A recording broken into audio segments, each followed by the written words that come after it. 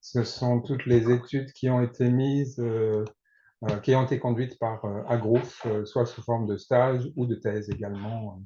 Voilà, donc il y a différentes dimensions qui ont été étudiées, aussi bien au niveau de la production, de la biodiversité, de l'impact des arbres, et ces différents résultats vont être présentés aujourd'hui. Voilà. Et donc, pour commencer, pour la suite, donc c'est Florian et François Varlock, Florian Carlet et François Varlock qui vont présenter les résultats du projet SMART et également ce qui a été conduit en région PACA.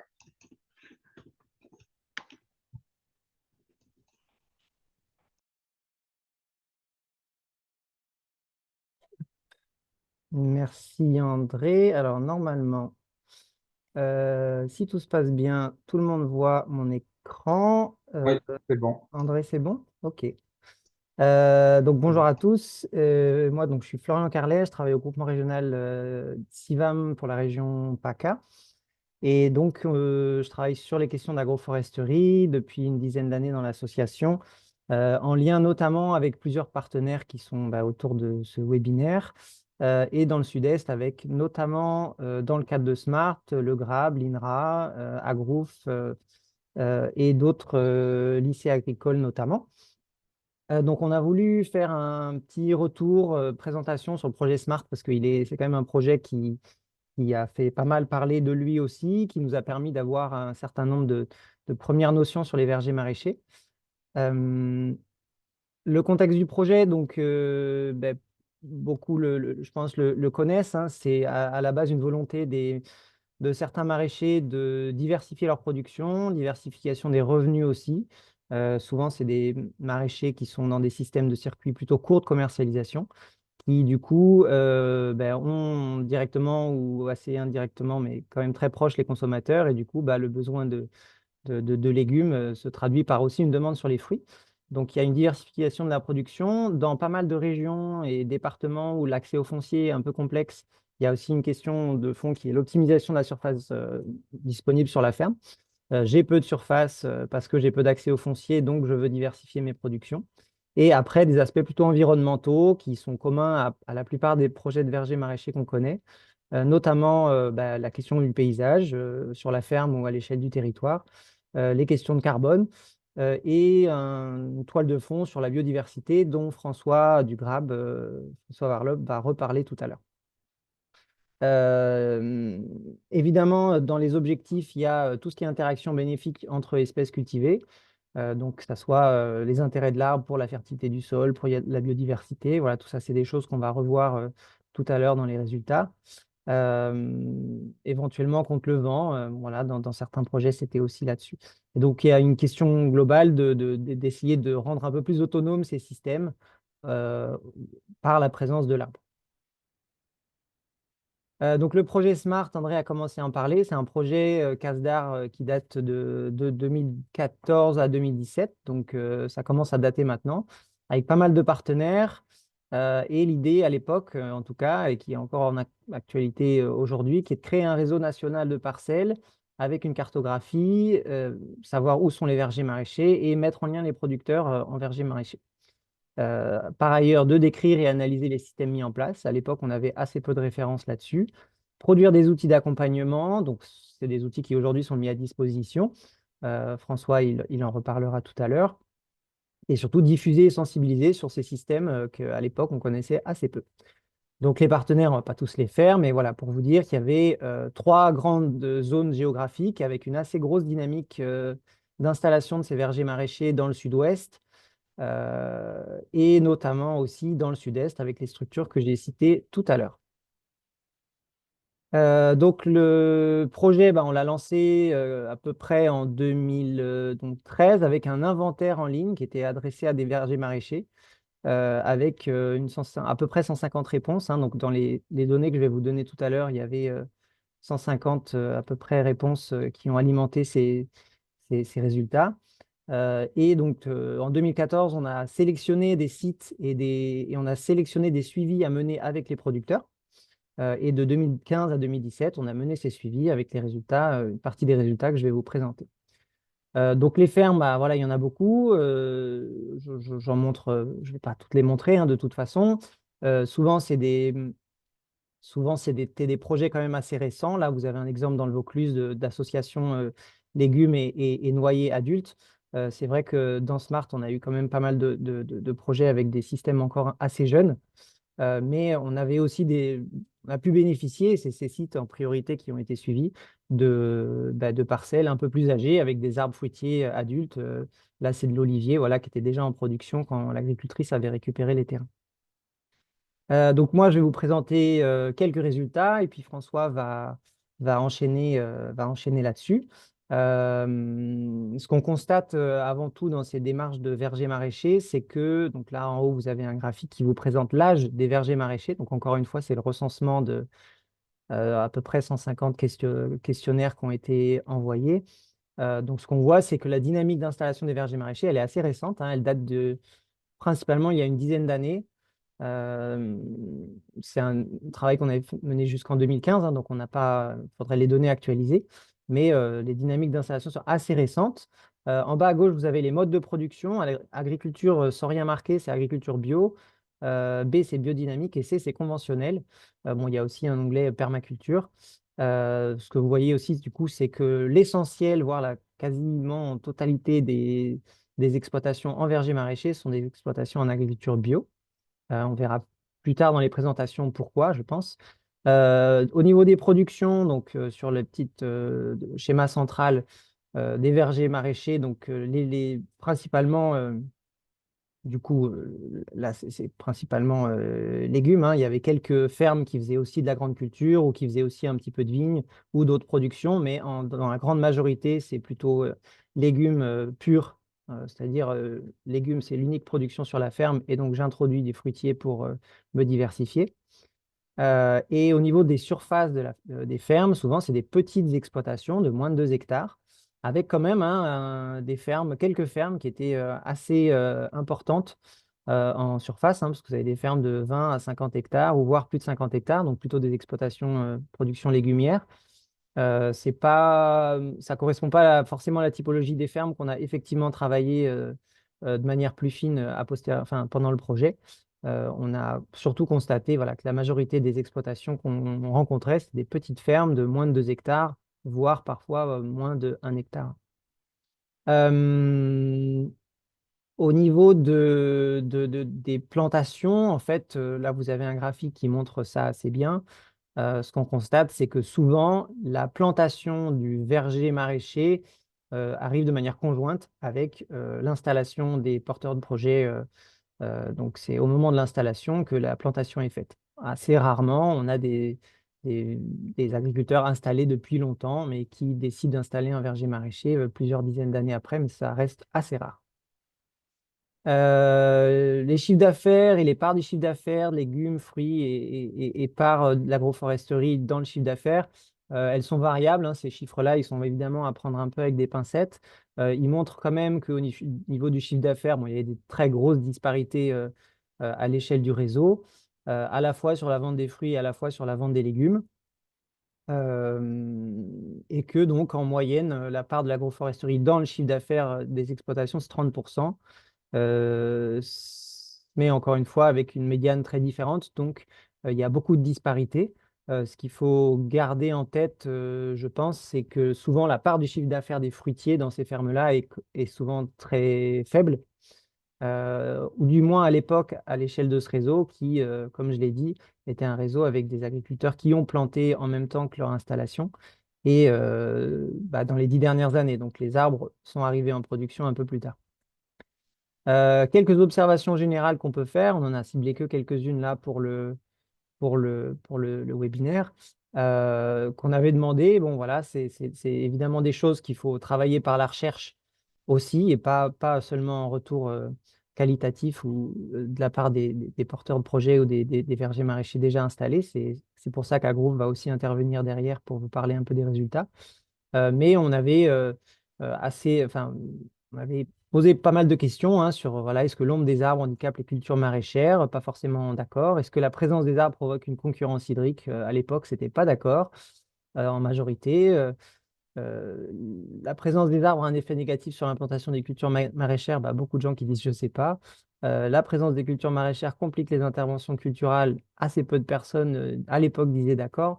La présence des arbres complique les interventions sur les cultures maraîchères. Un peu pareil. Voilà, donc c'est un retour qualitatif, mais de pas mal de monde, hein, parce qu'on avait un questionnaire assez développé. Et donc, ce qu'on a, dans la foulée de la constitution de ce réseau, on va dire, essayé de faire, c'est de plus, enfin, d'orienter un certain nombre de suivis. Donc, on a déterminé collectivement et avec certains maraîchers déjà installés dans ces systèmes. Et donc, autour de certaines questions, notamment, est-ce qu'il y a plus de biodiversité dans les systèmes de vergers maraîchers? Donc là, François, tout à l'heure, fera une présentation spécifique là-dessus avec l'utilisation du protocole de l'Observatoire agricole de la biodiversité, entre autres. Est-ce qu'il y a plutôt une concurrence ou une synergie de l'arbre dans ces systèmes? C'est en gros les questions notamment de rendement à proximité des arbres et des éléments sur la faisabilité économique de ces systèmes de vergers maraîchers. Il y avait également un travail qui était mené à l'époque par Solagro notamment sur les diagnostics environnementaux dont on ne va pas beaucoup parler pendant cette présentation. Donc les interactions arboriculture, je dégrossis un petit peu le sujet, mais qui va être réabordé de manière plus fine sur la présentation d'Ambroise Martin Chave d'Agrouf. Mais on avait à l'époque commencé à mettre en place des dispositifs. Donc vous voyez sur ce schéma, vous avez les rangées d'arbres matérialisées par les points verts.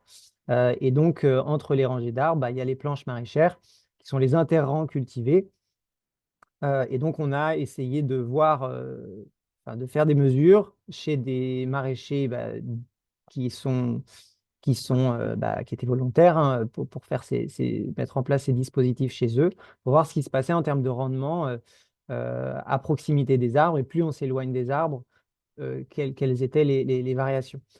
Donc, ben, ça, on l'a vu sur pas mal de parcelles différentes, euh, sur cultures différentes, évidemment.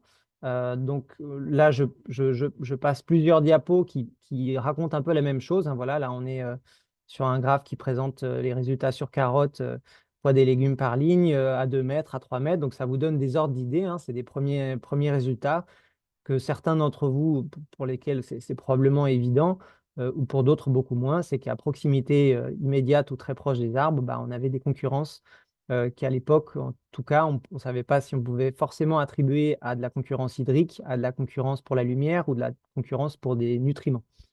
Euh, D'autres résultats sur différentes cultures, mais qui montrent souvent un peu la même chose. Là, c'est dans l'heure sur une parcelle de pommier.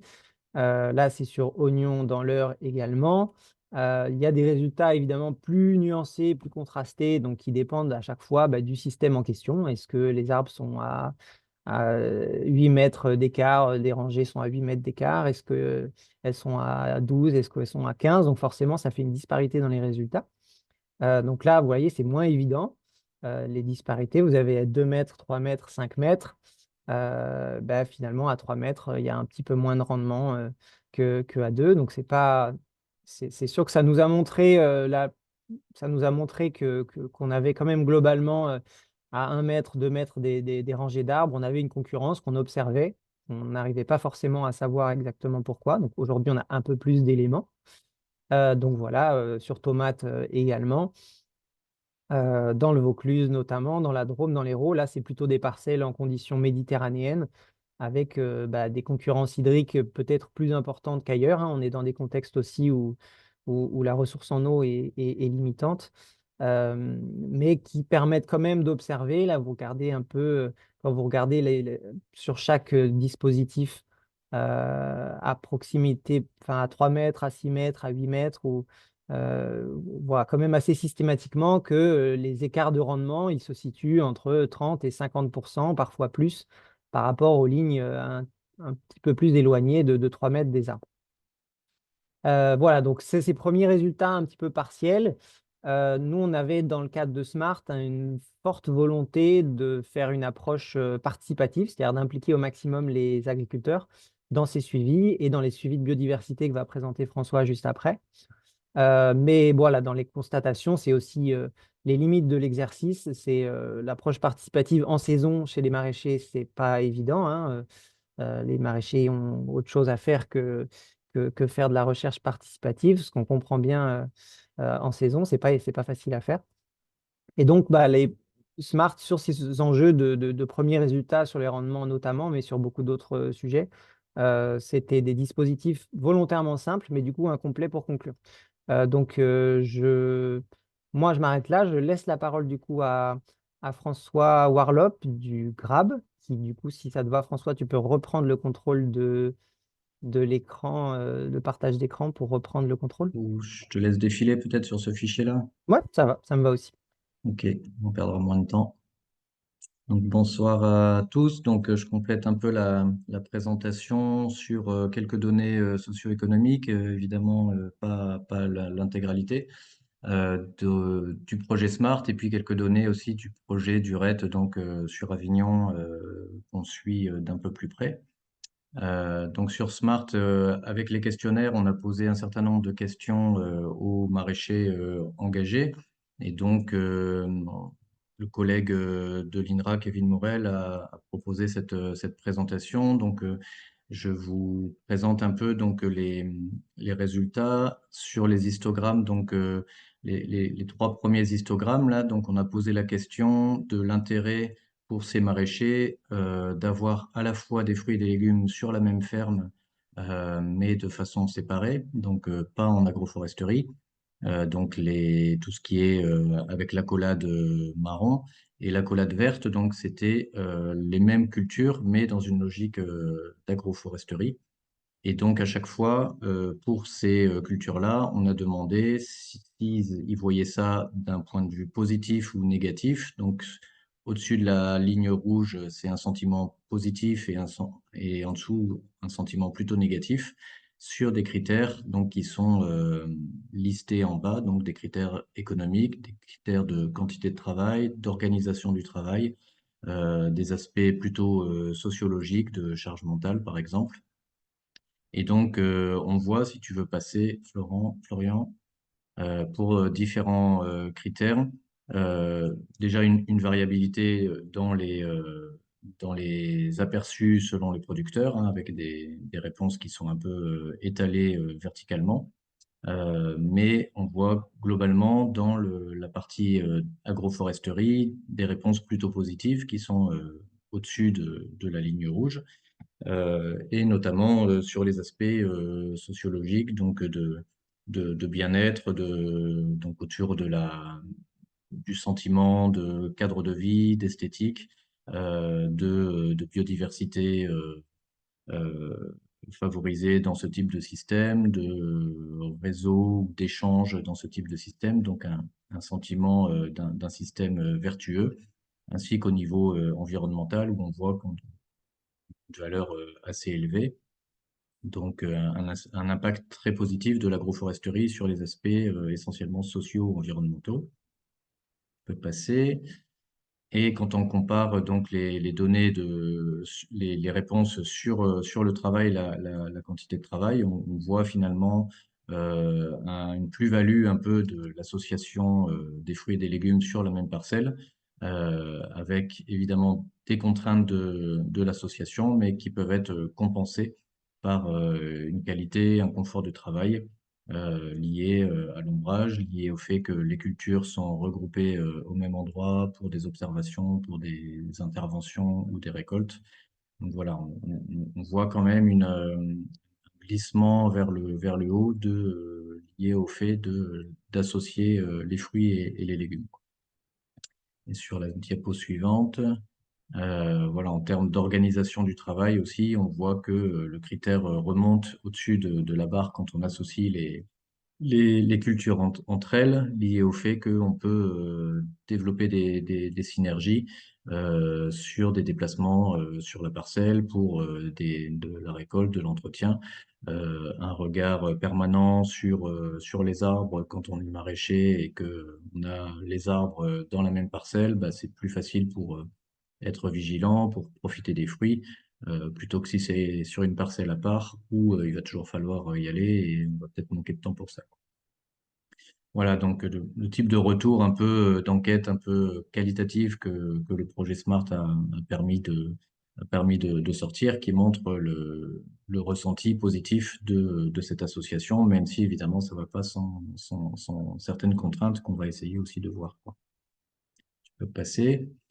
Donc sur la ferme de la Durette, donc c'est sur Avignon. Donc comme disait André, c'est un projet qui a été vraiment lancé en 2016, les premières cultures maraîchères, et depuis, donc il y a un certain nombre de suivis, d'indicateurs qui sont suivis, et notamment par ma collègue Chloé Gaspari ici au GRAB, donc qui fait un suivi notamment du temps de travail, puisque les maraîchers impliqués sur la ferme depuis le début en contrepartie un peu de l'outil de travail, suivent leur temps de travail, notent leur temps de travail sur les différents postes que vous voyez à droite, et ce qui nous donne un peu un aperçu de la charge de travail mensuelle, voire hebdomadaire, et puis des principaux postes qui sont chronophages, notamment en saison estivale, printemps-été, où on voit évidemment que le maraîchage, dans ces systèmes-là, occupe l'essentiel du temps, mais on voit aussi l'évolution d'année en année.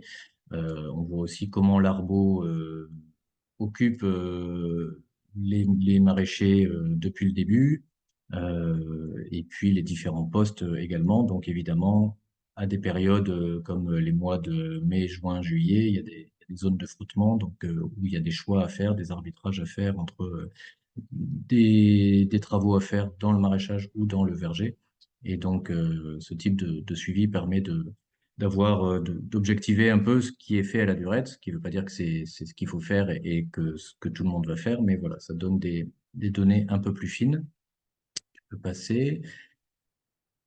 Je ne veux pas m'étendre trop. Donc, on voit aussi du type de suivi de données économiques. Donc, en termes de charge de travail par personne travaillant sur la durée. Donc, un chiffre d'affaires par UTH en progression depuis la première année de maraîchage.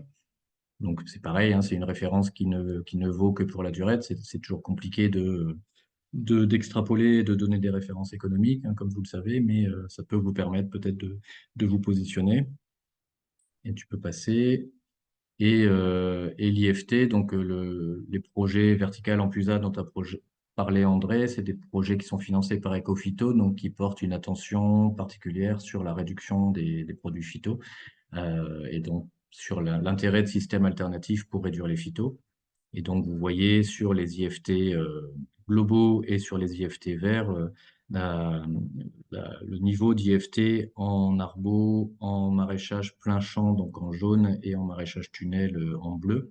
Et donc, vous voyez par rapport à des références, si vous avez quelques références en tête de niveau d'IFT en maraîchage moins diversifiés ou en arbo notamment, des niveaux d'IFT qui sont très faibles, notamment en arbo, puisqu'on est toujours à moins de 3, et vous savez que les IFT en arbo sont très élevés. Tu peux passer. Donc, on a aussi ce type de données, hein, de niveau d'IFT par tonne produite. Bon, c'est un indicateur qui est sorti par les données suivies à la durette. Voilà, un indicateur parmi d'autres, quoi. Et en termes de rentabilité du système, donc ma collègue Chloé, donc elle a beaucoup de données, donc elle essaie de regrouper un peu un certain nombre de données économiques ou socio-économiques, donc comme le BE, la marge nette, le chiffre d'affaires sur 1000 mètres carrés, et de comparer ça à des références qui peuvent être trouvées au niveau national ou au niveau régional. Donc les références sont en marron foncé, et donc vous voyez un peu comment se positionne le site de la Durette par rapport à un certain nombre de références. Donc en général, on est pas trop mal par rapport à pour un certain nombre de critères par rapport à ces références, quoi. Voilà, bon, je pense que je vais pas trop détailler maintenant. Et donc, au sein du projet Smart, pour revenir à la production, donc en 2017, on avait donc travaillé avec environ 130 sites qui avaient été identifiés et donc cartographiés. On avait fait un certain nombre d'entretiens plus fins pour connaître les attentes et les besoins des maraîchers, pas mal de visites d'exploitation, pas mal de formations, pas mal d'articles techniques, etc. Alors vous avez sûrement déjà eu l'occasion de passer sur la chaîne YouTube du projet, d'avoir accès donc sur le site du projet aux fiches d'exploitation qui présentent donc à peu près 25 fermes. Et puis ce guide qu'on appelle le guide Smart, donc qui est disponible en PDF, mais aussi en version papier pour ceux que ça intéresse, qui fait un point assez complet, il nous semble, sur les éléments pour concevoir et pour gérer ensuite un verger maraîcher. Voilà, et puis donc quelques fiches d'exploitation comme vous voyez, qui présentent un peu le contexte, les objectifs de l'exploitation, les itinéraires techniques et quelques témoignages des agriculteurs. Et les vidéos témoignages sur la chaîne du projet. Euh, voilà, il y en a même plus que 14 hein, en tout, il y en a une trentaine, je crois. Évidemment, en fin de projet, il reste des questions en suspens. Florian l'a dit, les dispositifs ont permis de donner quelques tendances sur les compétitions, par exemple, entre les cultures et les arbres, ce qui fait partie des questions qui reviennent assez souvent. Mais voilà, il faut qu'on objective un peu ça, il faut qu'on travaille sur peut-être au niveau variétal, est-ce qu'il n'y a pas des adaptations variétales à faire aussi aux conditions agroforestières. C'est difficile aussi de préciser vraiment comment se passent les concurrences. Est-ce que c'est l'eau, est-ce que c'est la lumière, est-ce que c'est les nutriments entre des arbres et les cultures annuelles. Et puis voilà, en 2017, on avait pas mal de parcelles assez jeunes. Comme vous avez vu, c'était des systèmes qui ont démarré pour pas mal en 2010-2012. Donc aujourd'hui, avec le projet Almanac, on a des parcelles un peu plus âgées et donc c'est un peu l'objectif de retravailler un peu ces questions-là avec un réseau de maraîchers, peut-être vous, pour retravailler ces questions qui restent encore d'actualité. Voilà, je crois que j'en ai terminé. C'est ça, Florian, il n'y a plus rien derrière. C'est beau. Ok, ben, merci à tous. Si vous avez des questions, n'hésitez pas. Alors du coup, les questions, ouais, donc a priori, vous les avez marquées dans le chat. Donc André et Camille, si vous voulez nous faire Il n'y part a, de il y a certaines pas d'entre elles. spécialement de questions qui ont été marquées dans le chat. Et du coup, je propose que les personnes lèvent la main pour dire s'ils ont une question et qu'on donne la parole à la personne qui lève la main. On a 5 minutes pour les questions. Là. On les laisse pour la fin, on enchaîne, peut-être. Parce que si les gens commencent.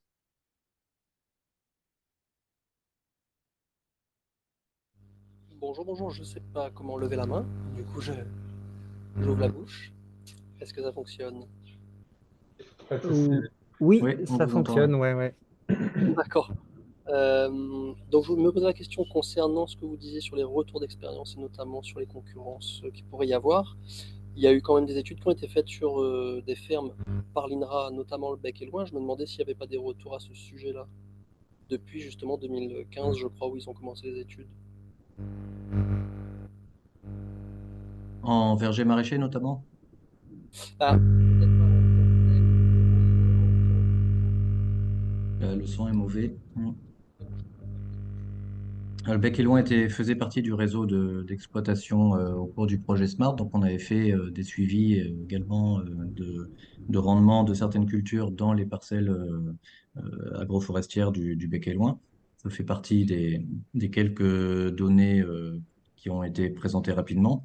Mais effectivement, on voyait surtout dans des zones donc moins ensoleillées comme la Normandie où la concurrence des arbres, elle peut vite être plus importante, notamment la concurrence en lumière. On soupçonne que la lumière est la source de compétition la plus importante si on compare avec l'eau ou les éléments fertilisants.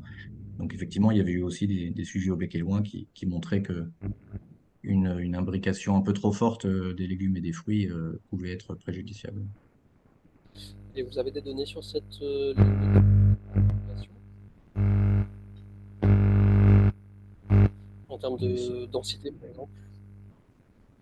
De densité de légumes? Bah, d'arbres et de légumes. Non, je sais pas si c'est votre son ou mon système, mais on vous entend très mal. Ah, ça doit être mon son. Une seconde. Ouais, on dirait qu'il y a un faux contact. Non, c'est pas mieux. Est-ce que vous m'entendez? Oui, c'est mieux, oui. Là, c'est mieux, oui. Ah, d'accord. Donc, je disais, oui, est-ce que vous avez des données sur des références en termes d'emprise au sol et de densité sur la cohabitation des arbres et des légumes dans différentes zones de France? Là, vous me parlez de Normandie, donc je ne sais pas s'il y a des normes qui ressortent. En termes Des chiffres. d'écartement, on va plutôt Voilà, parler par exemple. Ouais. d'une distance minimale, parce que c'est compliqué de faire des recommandations pour toutes les Oui, régions, bien pour sûr. chaque espèce fruitière et chaque légume. Donc c'est un peu ce Mhm. qu'on a essayé de travailler dans le guide de Smart, mais en gros, on va pouvoir planter les arbres un peu plus serrés dans le sud de la France parce qu'il y a une luminosité plus forte, alors que dans le nord, Oui. on va éviter d'avoir trop d'ombrage. Et Mhm. les cultures légumières, on va plutôt les tenir à minimum 2 mètres des arbres. Bon, ça dépend aussi si les arbres sont nord-sud ou est-ouest, évidemment, et du niveau d'ombrage de ces arbres. Mais voilà, il y a quand même pas D'accord. mal de paramètres qui interfèrent, ce qui fait que Mhm.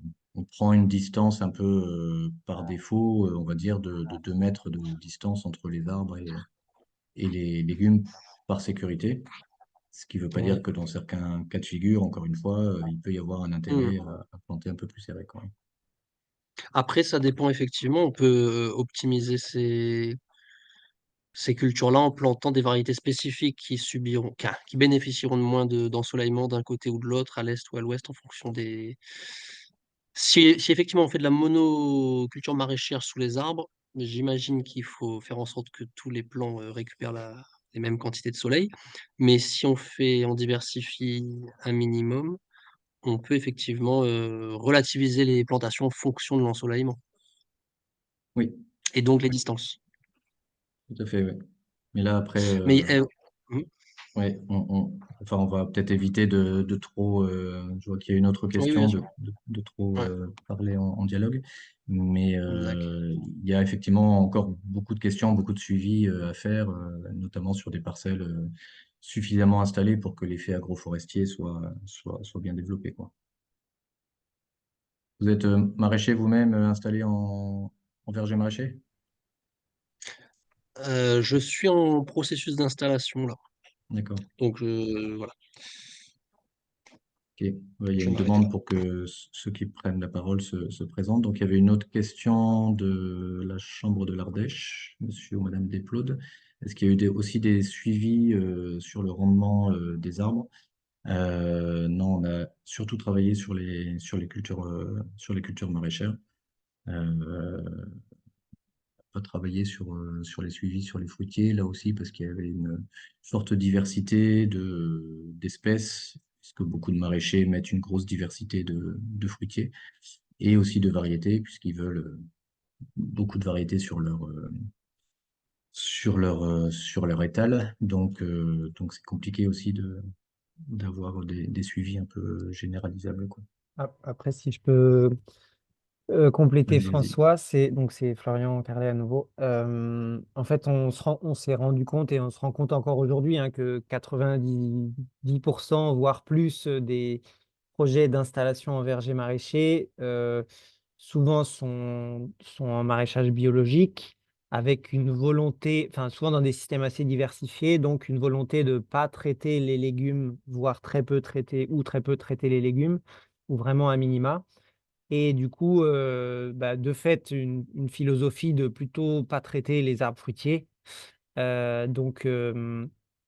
c'est un retour qu'on éprouve pas seulement, pas à l'échelle forcément de Smart, mais aussi dans les 6-7 dernières années qui ont suivi. On voit aussi beaucoup de systèmes dans lesquels cette stratégie je ne traite pas mes légumes, donc je ne traite pas les arbres fruitiers, se traduisent par des problèmes sanitaires importants sur les arbres fruitiers et du coup des baisses de production certaines, quoi. Et c'est aussi pour ça que je pense que dans ces systèmes-là, la part du chiffre d'affaires demeure quand même très faible sur les fruitiers par rapport à ce qui est dégagé sur les légumes. C'est-à-dire que le potentiel de production souvent est limité par cette stratégie et aussi complexité, hein, parce que c'est vrai qu'il faut pouvoir traiter un chou avec un pêcher au-dessus, c'est pas évident, mais du coup, cette stratégie-là, souvent, elle se traduit par plutôt des problèmes sur les fruitiers que sur les légumes. Enfin,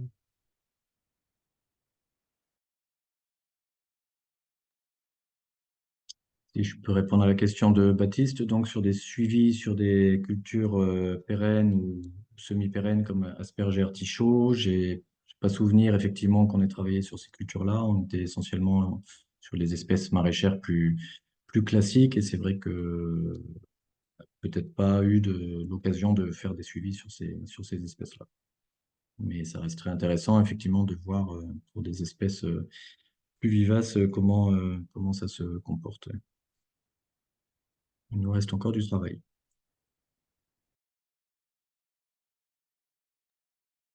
s'il n'y a pas d'autres questions, est-ce qu'on passe la parole à Ambroise? Oui.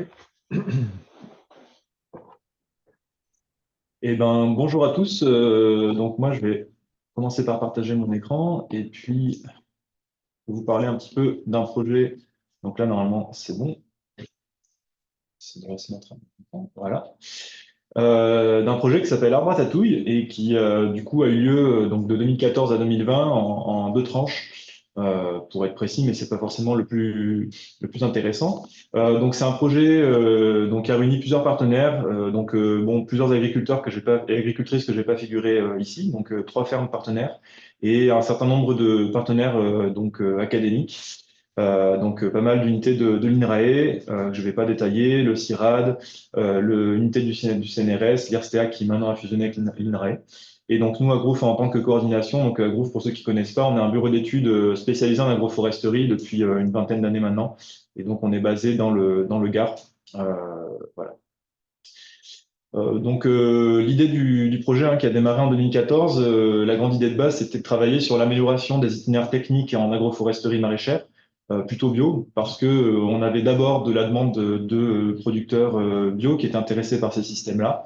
Voilà, et donc d'adresser plusieurs effets, interactions qui pouvaient se produire dans ces systèmes-là. Donc, par exemple, tout ce qui était les effets microclimatiques, notamment par rapport à tout ce qui va être changement climatique, stress hydrique et thermique, ce qui relève de la compétition pour l'eau, les nutriments, la lumière également.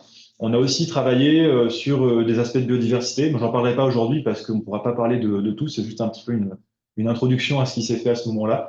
Et bien sûr, on a regardé tout ce qui est relevé de la production, donc des performances agronomiques des cultures, et après économique en regardant comment s'intègrent du coup ces parcelles agroforestières au sein des exploitations. Donc ici, vous voyez un plan vu du dessus des terres de Roumassos. Donc c'est un des sites un petit peu pilote sur lequel on a pu mettre en place cette expérimentation. Ce qu'il faut retenir, c'est que donc la zone centrale de maraîchage sous noyer nous a permis de mettre en place un dispositif qui donc du coup situés sous des noyers à bois, ce sont pas des noyers qui donnent des noix comestibles. Et on avait une parcelle en culture de plein soleil témoin qui nous permettait de comparer du coup les productions sous les arbres et sans les arbres. Donc je vais vous présenter rapidement le dispositif. Donc on voit ici un petit peu l'ambiance qu'il y a sous les arbres, sous les noyers. Vous pouvez remarquer qu'ils sont très développés. En fait, ils ont été plantés dans les années, fin des années 90. Donc ils faisaient une bonne dizaine de mètres de haut pour la plupart, ce qui nous permettait d'avoir un ombrage assez prononcé. Et donc on est dans des sols qui sont des sols limoneux sableux en bord de Gardon. C'est le cours d'eau qui est à proximité, et donc on est sur des sols qui sont quand même très très fertiles. Donc on avait, comme je vous l'ai montré tout à l'heure, un espèce de bloc agroforestier avec ces noyers très développés. Et donc, l'idée, c'était pour nous de jouer sur les niveaux de lumière qui étaient ensuite disponibles aux cultures.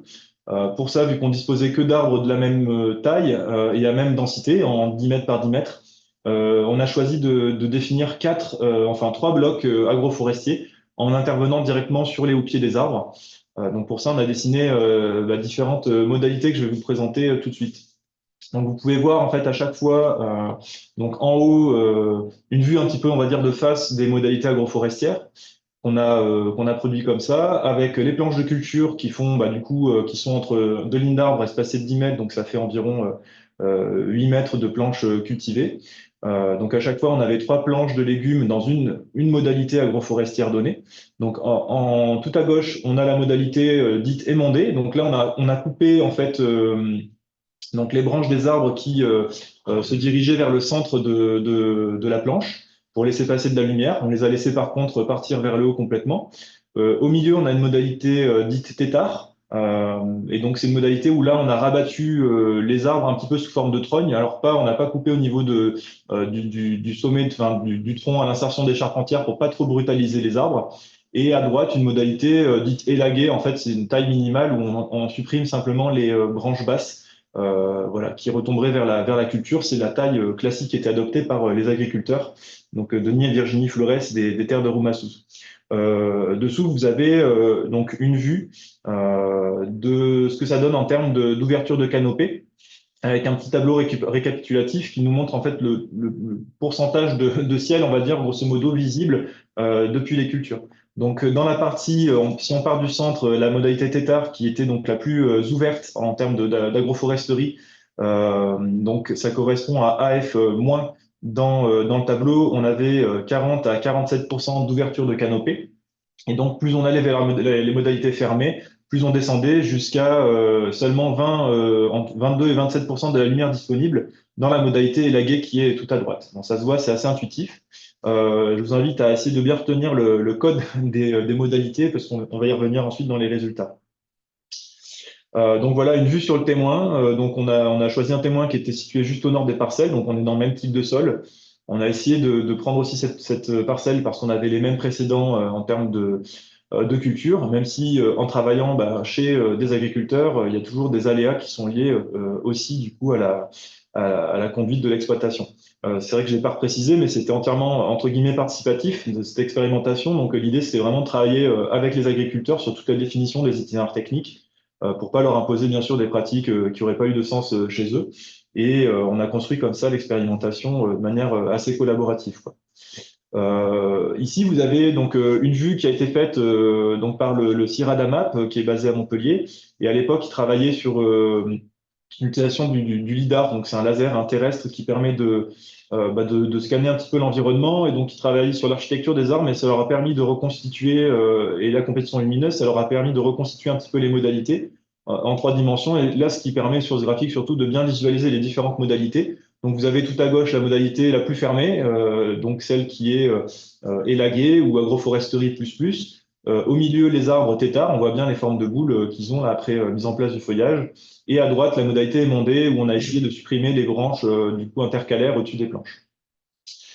Donc le CIRADAMAP a aussi à l'époque produit des cartes de lumière à partir de cette simulation 3D, cette reconstruction de la parcelle, ce qui nous a permis aussi de caractériser assez finement finalement la lumière disponible dans chacune des modalités. Ce qu'on a pu relier ensuite du coup avec le suivi des cultures. L'idée c'était de suivre, vu qu'on avait 3 planches dans chacun des blocs agroforestiers dans le témoin, chaque année on avait 3 planches différentes sur lesquelles on a testé plusieurs légumes. Alors on a surtout travaillé sur la tomate, en tout cas pendant les 6 ans, pour avoir des données sur des années climatiques un petit peu différentes. C'était une culture assez importante aussi pour les maraîchers en place. On a aussi travaillé sur d'autres cultures, donc je vais pas en parler trop maintenant, mais Lola qui est à côté de moi en parlera un petit peu après. Voilà, donc on a aussi travaillé sur la salade pour avoir un légume feuille, la carotte pour avoir un légume racine, et donc la tomate comme un petit peu modèle de légumes fruits. On a travaillé principalement sur 3 variétés. La rose de Berne et la noire de Crimée dans un premier temps, puis on a fini par remplacer la noire de Crimée par la cœur de bœuf qui finalement se comportait mieux. Et donc voilà, ça fait partie des choix aussi qu'on a revus avec l'agriculteur. Donc là, ce que vous voyez à chaque fois, les cagettes, c'était l'exemple d'une récolte. En fait, dès la mise en place des cultures jusqu'à la fin de la culture, on a fait des suivis à la fois sur le développement, la croissance des plants, et aussi on a essayé de récolter sur chacun des parcelles qu'on suivait, toutes les tomates issues de nos modalités. Donc, en termes de rendement, ce qu'on a observé, c'est qu'on avait des fortes baisses de rendement dans les modalités les plus fermées, quasiment 2 fois moins que dans la modalité témoin, qui est appelée ici contrôle. Et ce qu'on remarque par contre, c'est qu'on n'a pas eu de différence significative entre la modalité tétard, donc qui est en bleu là sur le graphique de gauche, et la modalité témoin, qui à peu de choses près produisait la même quantité de fruits en poids. Ensuite, on a aussi regardé la qualité des fruits pour voir si parmi les défauts qu'elles pouvaient avoir, il pouvait y avoir des différences en termes de proportion entre chacune des modalités. Donc pour ça, on a regardé tout ce qui était coup de soleil, notamment. Forcément, c'était intéressant par rapport à l'ombrage, mais aussi le cracking qui peut être lié à des problèmes de stress hydrique et de réengorgement trop rapide des fruits. On a regardé également les piqûres de punaises qui étaient assez présentes, donc des punaises vertes, qui ont été suivies par ailleurs également en termes de population. Enfin bref, voilà, on a essayé de suivre un petit peu tous ces défauts et ensuite de trier toutes les tomates en termes de catégories commercialisables. Avec une partie de déchets qui est importante de caractériser pour être proche de ce qui peut se faire sur le marché. Et ensuite, ce qui était extra catégorie, etc. Et donc, ce qu'on a remarqué, c'était que finalement, en proportion, on avait plus de déchets dans la modalité témoin, contrôle, en comparaison de la modalité tétard. Ce qui fait qu'au final, on avait la même quantité donc, de fruits commercialisables dans la modalité tétard en comparaison de la modalité témoin. En termes de développement, ce qu'on a observé principalement, en allant un petit peu vite, c'est que, comme on pouvait s'y attendre, on a donc délayé l'arrivée des premières fleurs, puis du coup des premières récoltes sur les tomates qui étaient dans les modalités les plus fermées. Mais ça seulement dans les modalités qui avaient un taux de lumière transmise qui était inférieur à 40 ou 50% de la lumière totale disponible. Dans la modalité tétard, finalement, on n'avait pas un retard significatif. Et on a constaté donc un étiolement des plants qui ont donc un peu plus grandi en hauteur, ce qui n'est pas forcément quelque chose qu'on recherche, et un tout petit peu moins de fleurs dans la modalité tétard, mais on voit que ça n'a pas été pénalisant par rapport à la production du témoin. Voilà. Ensuite, avec donc l'INRAE PSH notamment, on a travaillé sur la qualité gustative et physico-chimique des fruits. Voilà. Donc principalement, ce qu'on a regardé, c'est donc les sucres qui sont très importantes en termes d'appréciation. Hein. Donc, en général, on cherche des fruits sucrés. Donc là, tous les fruits étaient quand même assez sucrés, mais c'est vrai qu'on avait donc une perte de sucre et une augmentation de l'acidité avec l'augmentation de l'ombrage. Voilà. On a constaté aussi également une moindre synthèse de la vitamine C, même si ça restait à des taux qui étaient quand même très largement acceptables par rapport à des objectifs de production de tomates bio. C'était quand même dans la moyenne de ce qui peut se trouver ailleurs. En revanche, en termes de lycopène, donc c'est notamment ce qui va colorer les tomates, on a remarqué que du coup, et ça a été mesuré là, que plus c'était cultivé à l'ombre, plus les tomates finalement étaient rouges. Voilà, ce qui peut être un peu contre-intuitif, mais qui est aussi, d'un point de vue qualitatif, intéressant d'un point de vue visuel, quoi. Voilà, donc en conclusion, pour aller vraiment vite sur ces résultats, c'est juste un petit peu, on va dire, une introduction à ce qui a été fait. Je vous montrerai qu'il y a d'autres résultats à aller chercher ensuite en ligne, vu que le projet est terminé. En tout cas, du moins cette phase. Donc, ce qu'on a remarqué, c'est qu'il y a eu un seuil de fermeture de canopée à ne pas dépasser, avec un optimum atteint dans ces conditions environ 50%. Hein. C'est-à-dire que si on ferme plus, on a plus d'ombre, on se retrouve à pénaliser de manière assez forte la production. En revanche, là, même avec des arbres qui n'étaient pas forcément très éloignés et qui sont bien développés, bon, dans des conditions de sol qui sont quand même excellentes, on avait une production de légumes qui était largement maintenue, voire avec quelques avantages d'un point de vue qualitatif. Il reste de nombreuses questions à se poser, hein, comme le disaient François et Florian. Il y a encore beaucoup de questions qu'on se pose. Donc voilà, le bilan hydrique des parcelles, c'est encore une grande inconnue, notamment face à la baisse des ressources en eau qui arrive dans le sud de la France. Ça pose beaucoup de questions. On ne sait pas encore quel est le bilan de l'association. beaucoup de travail à faire autour des choix des espèces, des variétés. Il y a des questions tout à l'heure sur les annuels, par exemple. C'est vrai qu'on manque encore beaucoup de recul. C'est pour ça qu'on continue de travailler sur le sujet. Et tout ce qui est compétition, on l'a déjà abordé. Donc, sans trop plus m'étaler, pour laisser un tout petit peu plus de place aux questions peut-être, et puis passer la parole après à Lola, je vous invite à regarder si ça vous intéresse le site du projet Arbre à Tatouille. Donc, on avait fait une espèce de grande journée de restitution en 2021, donc ça date un petit peu, mais à cette occasion, on avait fait des posters qui sont assez visuels, qui sont assez faciles à lire. Après, il y a aussi d'autres travaux qui ont été produits par nous, par donc les partenaires du projet, qui sont retrouvés un petit peu aussi sur le site. Voilà, donc bon, pour faire bref, on a travaillé sur d'autres cultures. Il y a eu aussi tout un travail sur la fertilité des sols avec donc INRAE, Ecoesol, et des suivis au niveau de la biodiversité, notamment sur tout ce qui est limaces, punaises, qui était assez problématique sur cette exploitation. Voilà, moi j'en ai fini, donc je vais laisser la parole aux questions.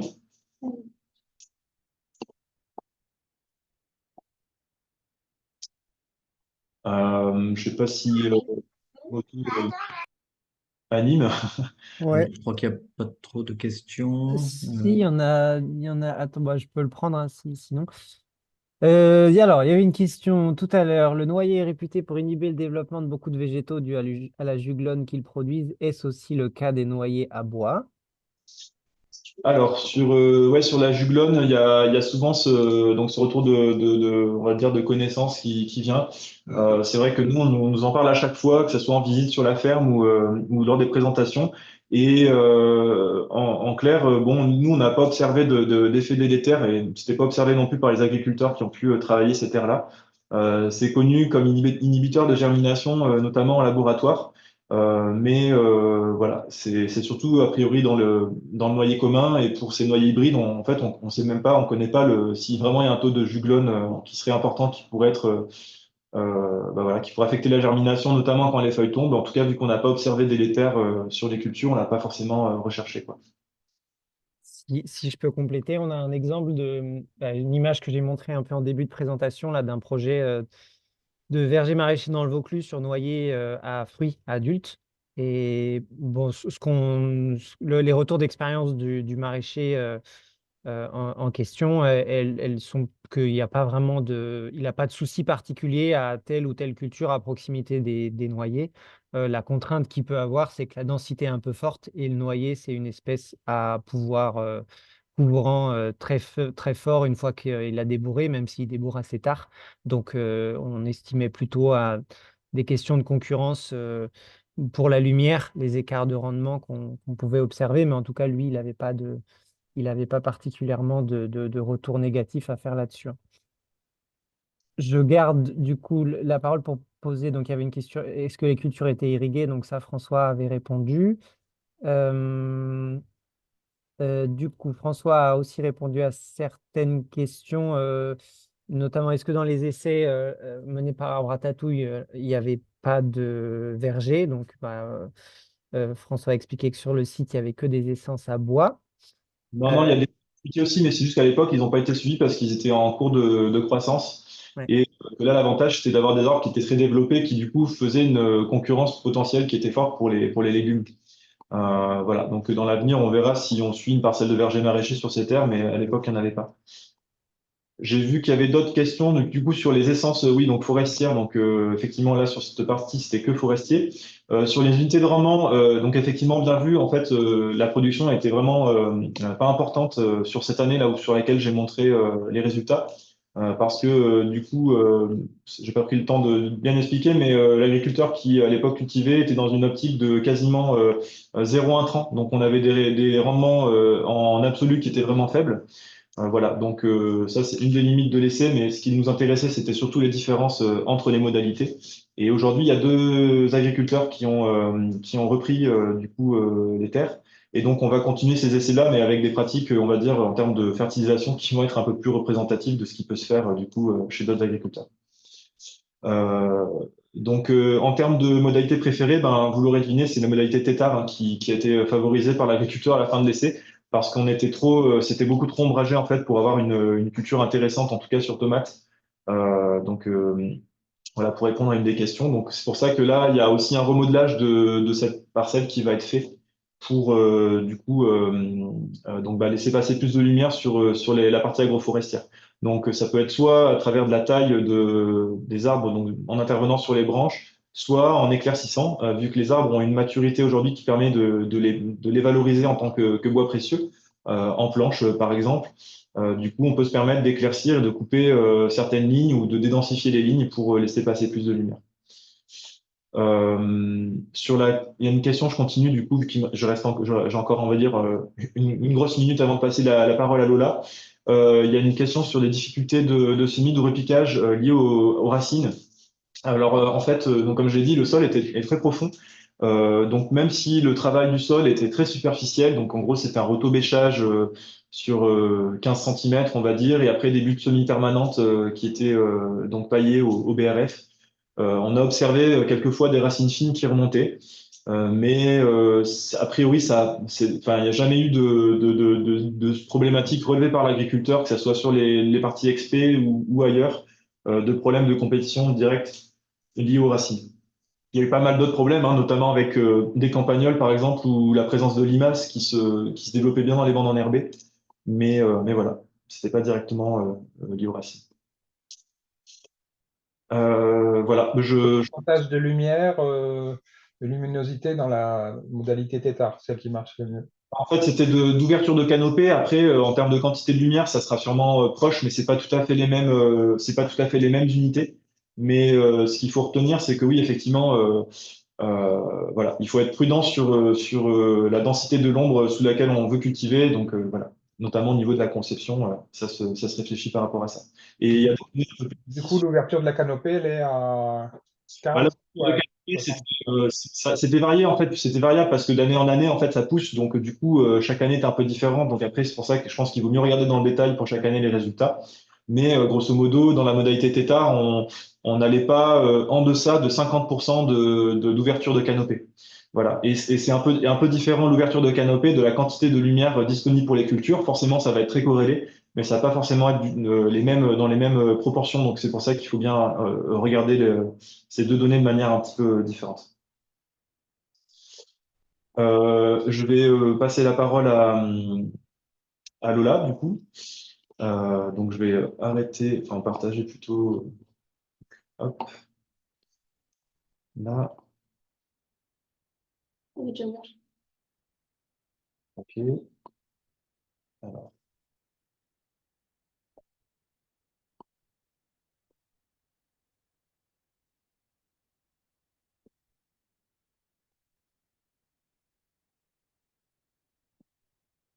voilà. Je te laisse. Oui.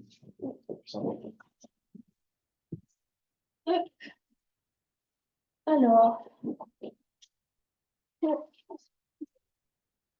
bonjour à toutes et à toutes. Donc moi, je suis Lola, je travaille aussi chez Agrouf comme Ambroise. Et donc, moi, je vais vous présenter les tout premiers résultats du projet Almanac sur lequel j'ai travaillé pendant mon mémoire de fin d'études. Du coup, bon, je ne vais peut-être pas forcément vous rappeler le contexte du projet qui a été rappelé au début par André, si ce n'est que le projet Almanac qui fait suite du coup au précédent projet Smart à Ratatouille. Et donc ces précédents projets, ils ont permis d'émettre des premières références technico-économiques, mais aussi agronomiques sur différentes espèces maraîchères. Et donc le projet Almanac a pour but en fait de comporter ces références techniques, économiques et agronomiques, mais aussi en fait de les étendre à d'autres espèces maraîchères. Donc il y a 4 actions, ce projet, et moi je vais me concentrer du coup sur l'action sur laquelle j'ai travaillé, à savoir l'évaluation des performances agronomiques des cultures maraîchères et des déterminants qui expliquent ces performances-là. Donc en déterminant, on entend principalement, en tout cas moi sur ce que j'ai travaillé, le microclimat. Et je vais me concentrer donc dans cette présentation sur la pomme de terre qui a été l'espèce principale étudiée en 2023. Même si d'autres espèces ont été étudiées, comme le pois, l'oignon, la salade et le haricot.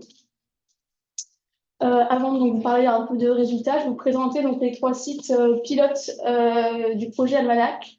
Donc, on a d'abord le site de la Durette, dont François a déjà parlé. Donc, c'est donc une ferme expérimentale qui a été co-construite par différents acteurs, notamment avec le GRAB. Donc, c'est un verger maraîcher avec donc, des doubles rangs de fruitiers et des haies brise-vent. Et la parcelle donc, qui a été étudiée cette année avec les pommes de terre, ça a été une parcelle qui est bordée, donc, comme vous voyez sur la photo, hop, au nord par une haie brise-vent et au sud par un double rang de pêchers. Qu'est-ce que je voulais dire? Voilà. Et la variété de la pomme de terre, c'est donc la variété d'Alida. Ensuite, ah oui, et pardon, donc les arbres sont orientés en est-ouest. Ensuite, le deuxième site pilote, donc, dont on n'a pas encore parlé, c'est la ferme du Colibri, qui est dirigée par Nicolas Verzotti. Donc, il a planté ses arbres en 2012, et donc la ferme s'organise en fait comme une succession de haies brise-vent, de rangs de fruitiers avec des figuiers, poiriers et pommiers, avec entre des bandes de culture maraîchère de 12 mètres de large, avec pareil, encore une fois, une orientation est-ouest. Et donc, l'objectif de Nicolas, quand il a planté ses arbres, lui, c'était principalement donc, un objectif brise-vent, parce qu'il est au Thor, donc dans le Vaucluse, à côté d'Avignon, où il y a un fort, qui est très venté, qui est une zone très venteuse. Et aussi, lui, il avait pour motivation en fait, de créer de l'ombrage pour ces cultures. Et donc là, sur ce site-là, on va étudier 2 variétés de pommes de terre sur une parcelle avec au nord une haie brise-vent, avec donc du prunier mirobolant et des noisetiers, et au sud des figuiers et poiriers. Et donc là, les 2 variétés, elles sont en fait alternées, c'est-à-dire on va avoir un rang de Maïwen, un rang de Désiré. Voilà, c'est un peu important pour la présentation des résultats qui va suivre. Et ah oui, important aussi sur cette parcelle, enfin sur cette exploitation, on a aussi une zone plein soleil, sans arbres, qui va permettre en fait des comparaisons avec la parcelle agroforestière. Et enfin, on retrouve donc le site des terres de Roumassous, dont Ambroise a parlé, donc dans le Gard à Vézénobres, avec, donc je ne vais pas vous représenter le site, mais on retrouve donc les modalités dont on a déjà parlé, à la différence qu'on passe de 4 modalités à 3 seulement, puisque une des modalités a été arrêtée. Donc là, nous, sur l'expérimentation Almanach, on avait donc la modalité plein soleil, avec du coup une ouverture de canopée d'environ 80%. Donc ça, c'est lié à ce qui est au paysage environnant qui a tendance à fermer le milieu légèrement. Ensuite, on avait la modalité donc toujours tétard. Là, on voit en sortie d'hiver comment c'est taillé, avec donc une ouverture de canopée donc, de 55%. Donc, c'est semblable à ce aux données qu'ils avaient sur Abracadabra.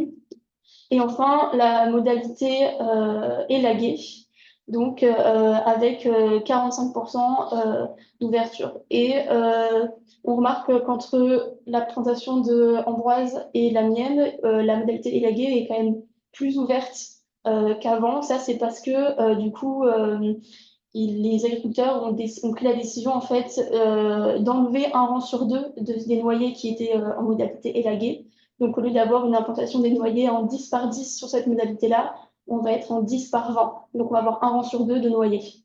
Donc, ce qui a permis d'ouvrir un peu le milieu qui était du coup trop fermé pour cultiver avant. Voilà. Et sur cette exploitation, on va étudier la pomme de terre, la variété Charlotte. Alors, cette année, donc, des suivis ont été réalisés, donc à la fois suivi de développement, de croissance, des suivis sanitaires et un suivi à la récolte, donc de rendement, et en parallèle des suivis microclimatiques, dont je vais vous parler juste après. Et donc, ces suivis-là, ils ont été réalisés en fait sur des individus en fonction de gradients, donc d'éloignement aux arbres, ou bien en fonction de la modalité de taille. Ça, c'est sur les terres de Romassouz, avec les 3 modalités que j'ai évoquées juste avant. Je vais maintenant vous parler de quelques résultats. Donc c'est pareil, c'est vraiment pas du tout en détail, c'est juste une sorte d'introduction à ce qui a été fait cette année. Alors je vais commencer par vous parler du PAR. Donc ça, c'est le rayonnement photosynthétique actif. C'est donc, en d'autres termes, la lumière qui va être utilisable par la plante pour la photosynthèse. Et donc, ça a été récupéré par des capteurs. Et donc, sur ces graphiques, on a donc sur la ferme du Colibri et sur les terres de Romassouz. Et donc, on a c'est le PAR moyen en fonction des heures de la journée. Donc, ce qui est assez intéressant à voir déjà, c'est on a donc les zones entre guillemets de plein soleil qui vont donner une sorte de référence. Et on voit que la modalité du centre de la parcelle agroforestière est globalement assez semblable à celle de la modalité plein soleil.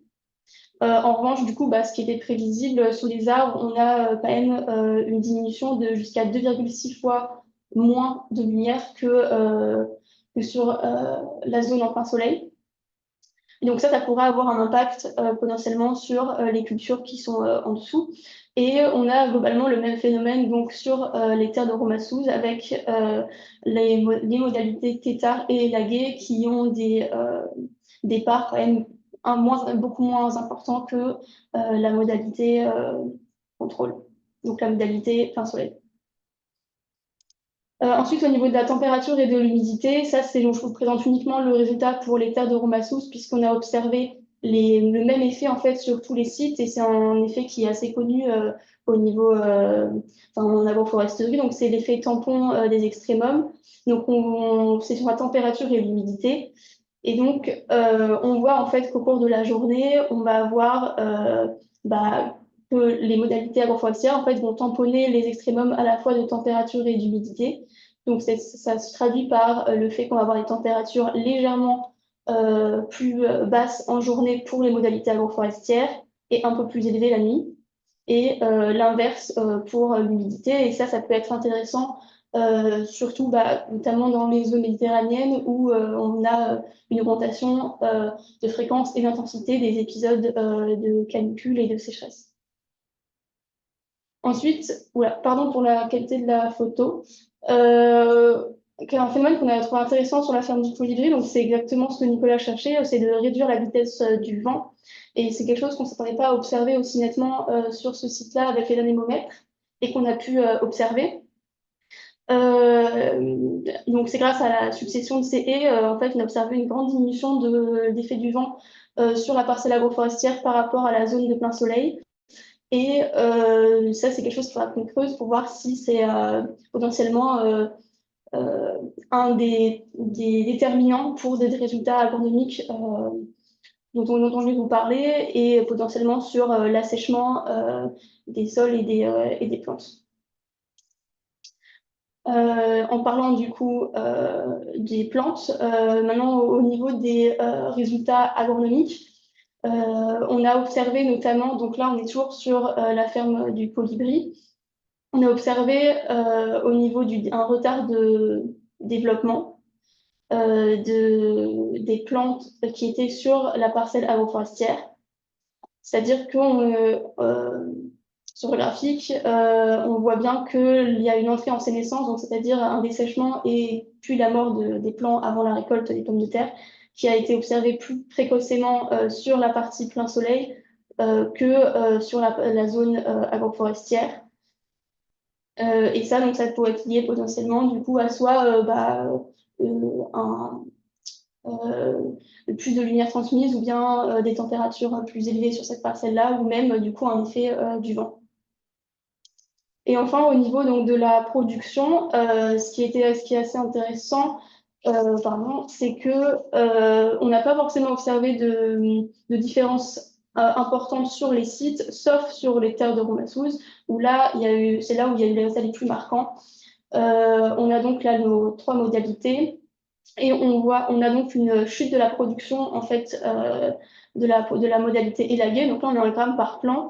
Donc on a la brute, puis la nette. Donc la nette, c'est après un tri en fait en fonction des la qualité des tubercules.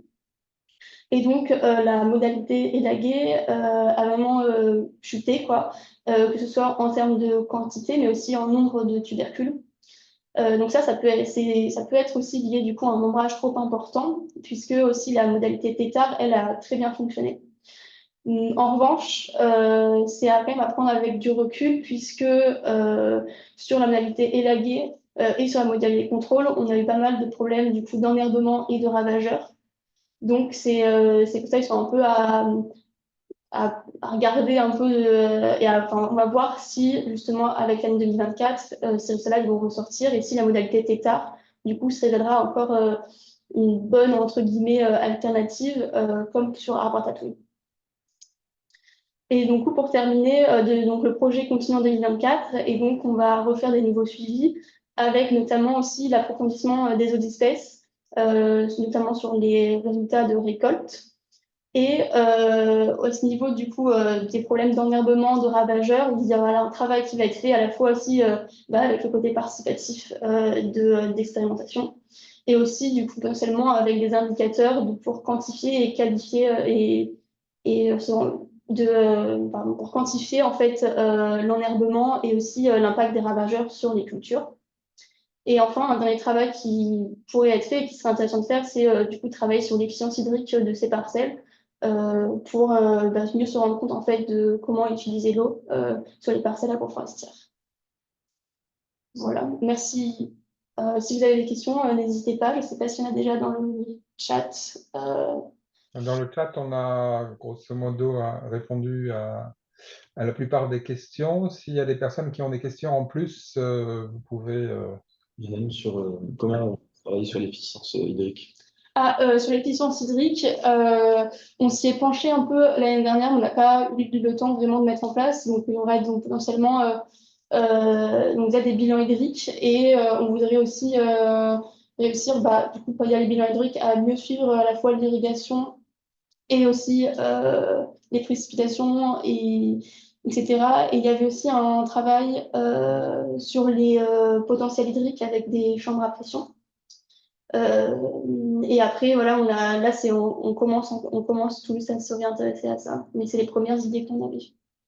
Oui, pour compléter, c'est vrai que la question du bilan hydrique, c'est assez compliqué. Complexe, ouais. En fait, ce qui nous manque, on arrive assez bien à caractériser ce qu'on a en entrée d'eau, et la difficulté, c'est d'arriver à mesurer ce qui est ensuite réémis notamment par les arbres ou par les cultures.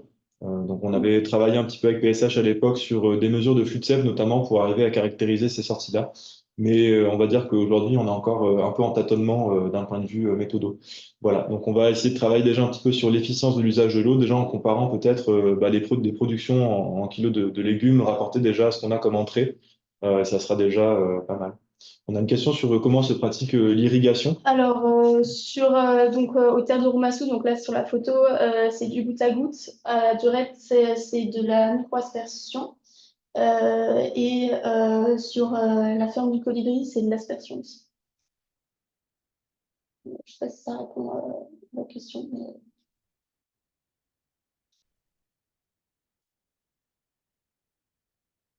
Si j'ai pas été claire sur certaines choses, n'hésitez pas. Ou s'il y a des questions, n'hésitez pas à me dire. J'ai l'impression qu'il n'y a pas plus de questions. Alors, présence de dorifort observée. Alors, très légèrement, mais après, avec l'analyse qu'on a fait derrière, ça n'a pas eu d'impact particulier. Non, alors, aucun dorifort aux terres de Roumassouze et très légère pression sur les deux autres fermes, mais rien de préjudiciable, on va dire.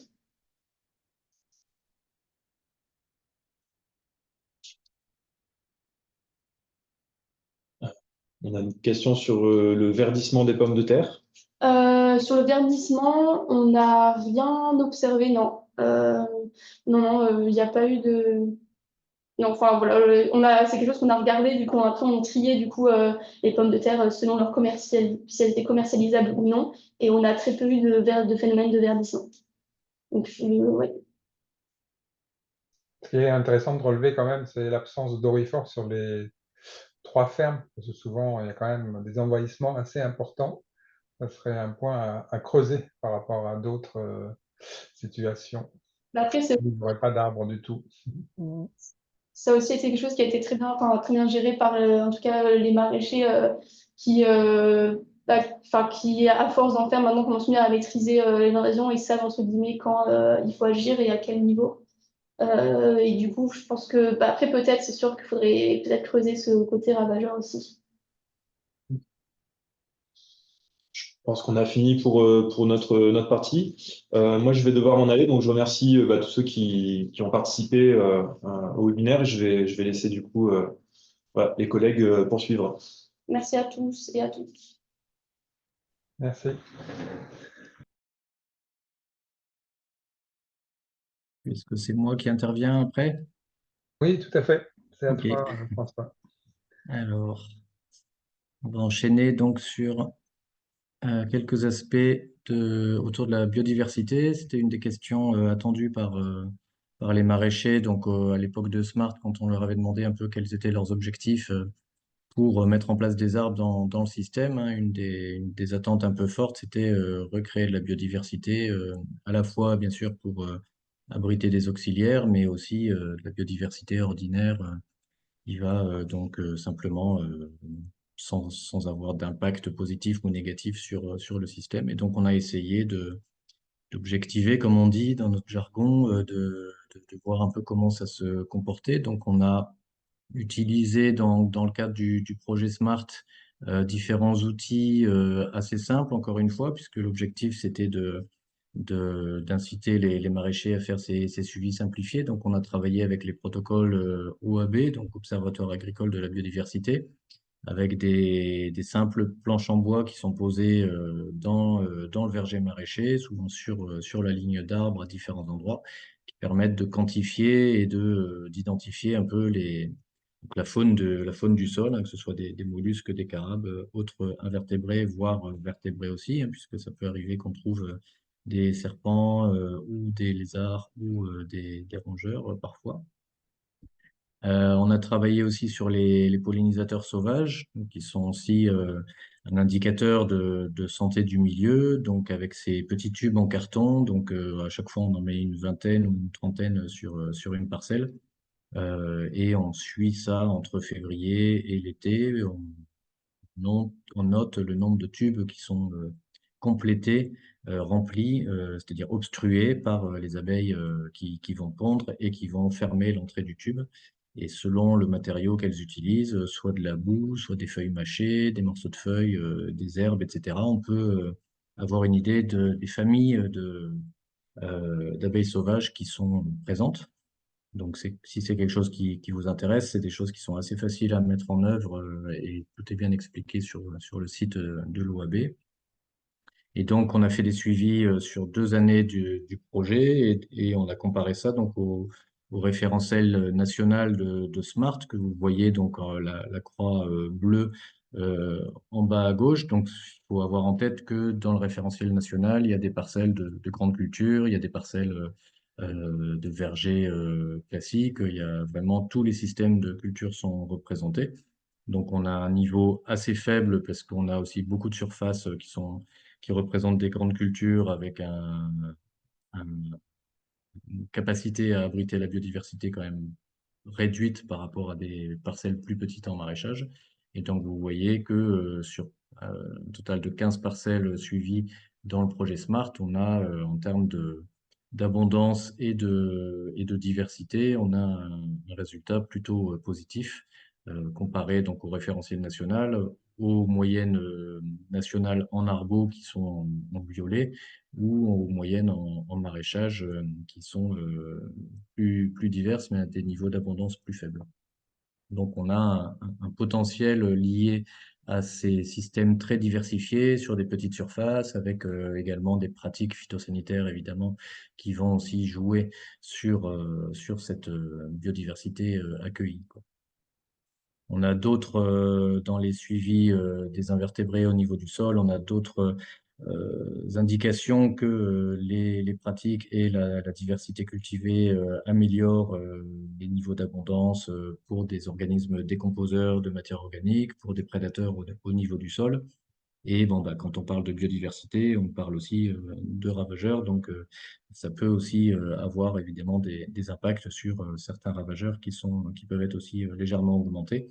Donc, on suppose aussi que l'augmentation en prédateurs et en diversité de prédateurs permet de contenir un peu cette augmentation des ravageurs. Et sur les pollinisateurs, là également, donc on retrouve par rapport aux références arbo, maraîchage ou national, une même diversité d'opercules fermés, par contre une abondance donc de tubes fermés un peu plus élevée là, dans les parcelles du réseau Smart. Donc, une tendance, on va dire, à améliorer. Donc, encore une fois, là, c'est des suivis qui sont avec des protocoles assez simples, hein. L'objectif étant de pouvoir le faire sur beaucoup de parcelles. Euh, il y a aussi, on fait l'hypothèse aussi que cette biodiversité, elle est un peu sous-estimée parce qu'en fait, des abeilles sauvages, quand on est sur des parcelles de petite taille avec pas mal d'abris naturels ou semi-naturels comme du bois mort, des vieux arbres, etc. Il peut y avoir des abris plus favorables à ces abeilles sauvages.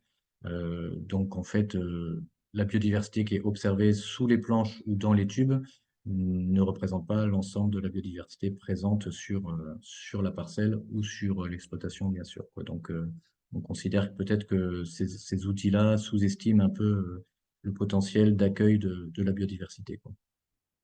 Donc, on a des conclusions qui sont surtout liées au contexte des fermes, au fait que donc on est sur des niveaux de protection phytosanitaire très faibles, avec des itinéraires assez extensifs. Donc, c'est pas forcément la pratique agroforestière qui va favoriser cette biodiversité. Comme je disais, donc on a des outils qui sont pas forcément adaptés à ces petites fermes, comme on l'a vu sur petite surface, qui sont plutôt diversifiées.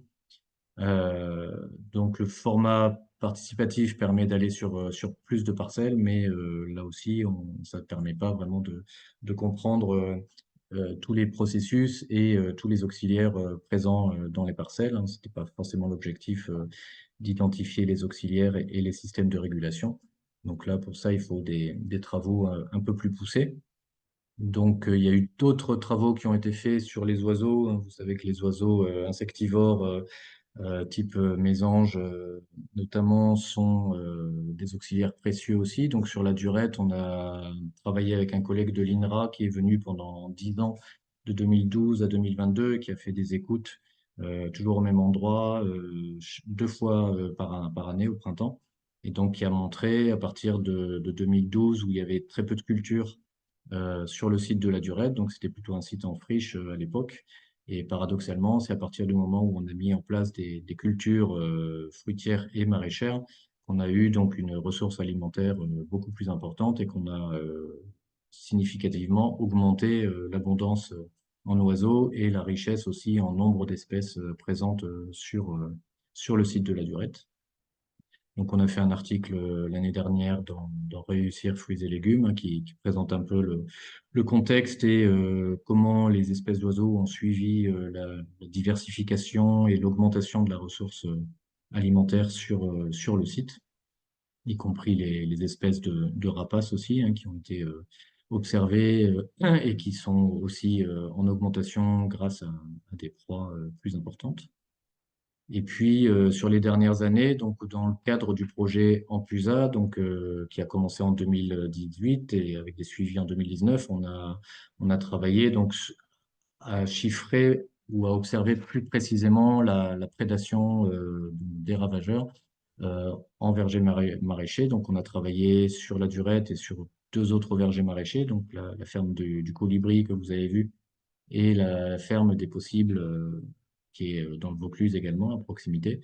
Et on a comparé à des sites qui ne font que du maraîchage diversifié ou à d'autres sites qui font que de l'arbo. Et donc, on a exposé ce genre de chenilles en pâte à modeler, donc des leurres qui représentent des chenilles de papillons, donc soit vertes, soit on a essayé plusieurs fois marron. Et donc, on a observé le nombre d'attaques par les oiseaux ou par des arthropodes sur ces chenilles. soit dans les parcelles en fruitiers seuls, les fruitiers en verger maraîcher. Je ne sais pas si vous voyez ma souris quand je la déplace. Les légumes seuls ou les légumes en verger maraîcher. Oui, on voit bien la souris, oui. D'accord. Donc ça, c'est pour les observations d'attaque par les oiseaux à gauche et par les arthropodes sur la droite pour les mêmes types de cultures. Et vous avez donc les groupes statistiques au-dessus. Donc, ce qui est intéressant de comparer, c'est les fruitiers en verger maraîcher comparés aux fruitiers seuls. Donc là, on voit une tendance à augmenter la prédation par les oiseaux dans les parcelles en agroforesterie, donc dans les fruitiers en agroforesterie, même si le groupe statistique est le même, hein, enfin, on trouve la même lettre, ce qui veut dire que statistiquement, il n'y a pas de différence, mais il y a quand même une tendance. Et pour la prédation par les arthropodes, on voit aussi une augmentation de la prédation par les arthropodes en verger maraîcher par rapport au verger uniquement et également des légumes par rapport aux légumes seuls, même si là encore la différence statistique n'existe pas. Mais ça, c'est une synthèse sur 4 années, donc de toutes les sessions qu'on fait chaque année. On fait entre 4 et 5 sessions par an, donc il y a une vingtaine de sessions en tout. Et quand on fait l'analyse statistique sur cette vingtaine de sessions en tout, bon, on voit des tendances, mais on ne voit pas de différence statistique. Alors que si on fait les analyses session par session, on voit des effets statistiques, ce qui veut dire que l'agroforesterie, de temps en temps, apporte un effet favorable en termes d'augmentation de la prédation, donc des auxiliaires dans le site. Mais de temps en temps, on voit pas d'effet, quoi. Donc, c'est un peu la difficulté de la biodiversité, c'est que ça marche, mais ça marche pas toujours. On a également exposé donc ce qu'on appelle des cartes de prédation. Donc, c'est des sortes de petits tickets de métro sur lesquels on fait un petit trou, on place une pastille collante et puis on colle des œufs d'élevage. Donc là, c'est de la mite, la teigne de la farine, hein, teigne alimentaire. Donc, on peut coller des œufs là sur ce petit carré. Et puis, au bout de 48 heures, on retire les cartes et on compte le pourcentage de zone qui est où il n'y a plus les œufs, donc pour avoir un taux de prédation des œufs. Et on fait ça aussi sur les quatre compartiments. Et là, on voit aussi, encore une fois, une tendance à augmenter la prédation sur ces œufs entre les fruitiers seuls et les fruitiers en agroforesterie, les légumes seuls et les légumes en agroforesterie. Donc là, c'est en intensité de prédation ou en fréquence de prédation. On a des tendances, mais encore une fois, c'est une synthèse sur les 4 années, ce qui veut dire que on peut observer une tendance. Il n'y a pas d'effet statistique sur 4 ans, mais encore une fois, si on prend session par session, il y a des effets statistiques pour certaines sessions. Voilà le type de travaux qu'on fait un peu plus fin dans le cadre du projet Ampusa. Et on va continuer et terminer cette année puisque le projet se termine à la fin de l'année 2024. Voilà quelques éléments sur la biodiversité. Et j'ai simplement mis ce petit visuel qui, pour vous rappeler que, évidemment, plus le système est complexe et diversifié, plus il se passe des choses et que la meilleure régulation naturelle, c'est celle qu'on n'observe pas puisqu'il n'y a pas de ravageurs dans le système. Voilà, merci et à votre disposition pour les questions.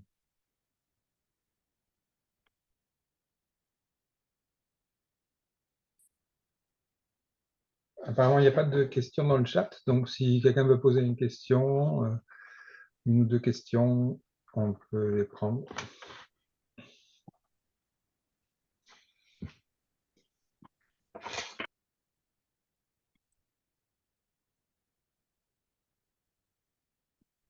On a perdu un peu de monde, l'heure évoluant.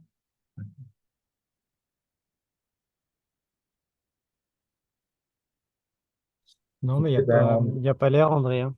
oui, Tu peux continuer, hein. je vais poursuivre. Donc, Avant de présenter la prochaine diapo, c'était juste pour revenir un peu sur le projet Almanach pour que les personnes qui participent aient une vision plus précise. En gros, on a 3 actions. La première action, c'est l'étude des systèmes de production en verger maraîcher, donc des fermes, du fonctionnement des fermes. Actuellement, on a le GRAB et Agroof qui font des suivis sur les 3 fermes pilotes principales du projet. La ferme du Colibri, la Durette et Terre de Roumassouz. Et cette année, on va aussi faire une étude plus élargie en incluant peut-être une dizaine de fermes dans cette étude avec une stagiaire de Montpellier Agro qui va étudier un peu différents autres aspects du fonctionnement des vergers maraîchers. Les aspects économiques, organisation du travail, et puis d'autres questions qui peuvent se poser sur les fermes qui vont être identifiées durant l'étude. L'autre aspect de cette première action, c'est aussi une autre dimension, c'est de mettre en lien les agriculteurs qui font le verger maraîcher. Donc, c'est l'objet de notre rencontre aujourd'hui. Et donc, on est en train de mettre en place un groupe d'échange dont je vais parler juste après. On a l'action 2 qui est donc ce qu'a présenté en partie François et également Ambroise sur toutes les actions qui sont conduites sur le fonctionnement des vergers maraîchers en termes d'ombrage, les effets sur les rendements, tout ce que Ambroise notamment a présenté en détail. Et la troisième action, c'est plus des temps d'échange, soit de co-conception de vergers maraîchers qu'on va faire dans trois zones dans le sud-est, dans la Drôme, en région PACA et en Languedoc. Et on a également des journées d'échange, comme celle d'aujourd'hui, mais en physique. On va avoir 3 journées d'échange sur la durée du projet, qui dure donc 3 ans, de 2023 à 2025. Voilà. Et donc, pour poursuivre, alors, Question dans le chat là, de oui. Si on devait résumer, est-ce que vous pensez que le verger maraîcher a des avantages réels en termes de production ou uniquement en termes de confort de travail et de biodiversité? Je pense qu'on peut éventuellement tous répondre un peu rapidement. Bon, c'est évidemment une question très, très vaste. Ce qui est sûr, c'est que du coup, ce qu'on observe à minima sur la biodiversité, ça semble assez difficilement contestable, hein, et ça poursuit et traduit aussi pas mal de travaux qui sont menés par l'INRA et par la recherche de manière générale sur ces sujets-là, hein. Donc, ça, il n'y a plus vraiment de doute. Sur le confort de travail, bon, là, je fais vraiment un retour d'expérience sud-est sur les quelques dizaines de personnes que j'ai rencontrées, soit intéressées, soit installées dans ces systèmes. C'est assez variable. Confort de travail dans le sens milieu de vie enfin, milieu de travail du maraîcher, c'est clair que assez systématiquement, c'est une plus-value assez forte. Après, le confort de travail peut être vite handicapé par des mauvais choix d'agencement, des questions de porte-greffe trop vigoureux, des densités trop fortes qui peuvent contraindre le maraîcher derrière à devoir faire des choix soit léger, style je taille un peu plus souvent pour pas être embêté sur mes planches maraîchères, soit un peu radicaux comme certains maraîchers qu'on connaît, bon, d'ailleurs qu'on a vu il n'y a pas longtemps dans la Drôme et qui après une douzaine d'années aussi en enlèvent, hein. Donc il y a des choix enfin en tout cas la partie conception elle est vachement importante. Sur la production, on est encore assez limité. Enfin, ce que moi je trouve intéressant et ce qui correspond, là, il y a eu quelques échanges là-dessus dans le chat, qui correspond aussi aux dynamiques actuelles de voiles d'ombrage, de panneaux photovoltaïques et tout, c'est que nous, on a vraiment le constat qu'en pleine lumière, dans le contexte sud de la France, dans des secteurs où, en plus, la ressource hydrique elle est de plus en plus limitée, on a vraiment on fait le constat chez beaucoup de maraîchers qu'en saison, c'est difficile. Donc, c'est un levier comme les filets d'ombrage, enfin, sur la question de l'ombrage, hein, à minima, mais comme les filets d'ombrage ou comme même les installations photovoltaïques qui semblent se développer pas mal. C'est que les observations qui sont faites enfin, empiriquement et faites par Agroof et faites par la recherche, elles vont à peu près dans le même sens, c'est-à-dire qu'on puisse limiter à minima 30-40% d'ouverture de milieu sur les heures les plus chaudes de la journée. Et là, du coup, bah, c'est quelque chose d'assez intéressant. Mais ça dépend quand même pas mal du contexte. Là aussi, on a les 3 fermes concernées sont des contextes de sol assez frais, où les arbres peuvent pousser sans réelle compétition avec les légumes. Je pense en particulier au projet Almanach, là, sur les 3 fermes que Lola a citées. Et du coup, dans ces contextes-là, la compétition, elle est probablement relativement limitée dans la mesure où c'est rare qu'en système maraîcher, on soit limité en nutriments. La question, elle se pose plutôt sur l'eau et en particulier sur l'ombrage. Donc, c'est un peu mon retour, pour ma part. Moi, je pourrais peut-être compléter par une remarque aussi qui est sortie d'une étude sur le fonctionnement des vergers maraîchers qui avait été faite par Marina Guessou, qui révèle que la plupart des vergers maraîchers sont quand même relativement jeunes.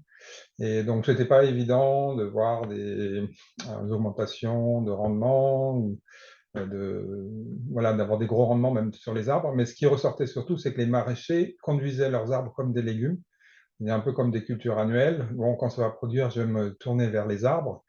Et du coup, ce qui s'avère, c'est que un des résultats quand même sur la plupart des fermes, c'est que on se retrouve au bout de 4-5 ans avec des problèmes phytosanitaires qui n'ont pas été repérés par manque de compétences, d'expérience ou de formation, et que les maraîchers ne se prennent pas obligatoirement le temps de se former.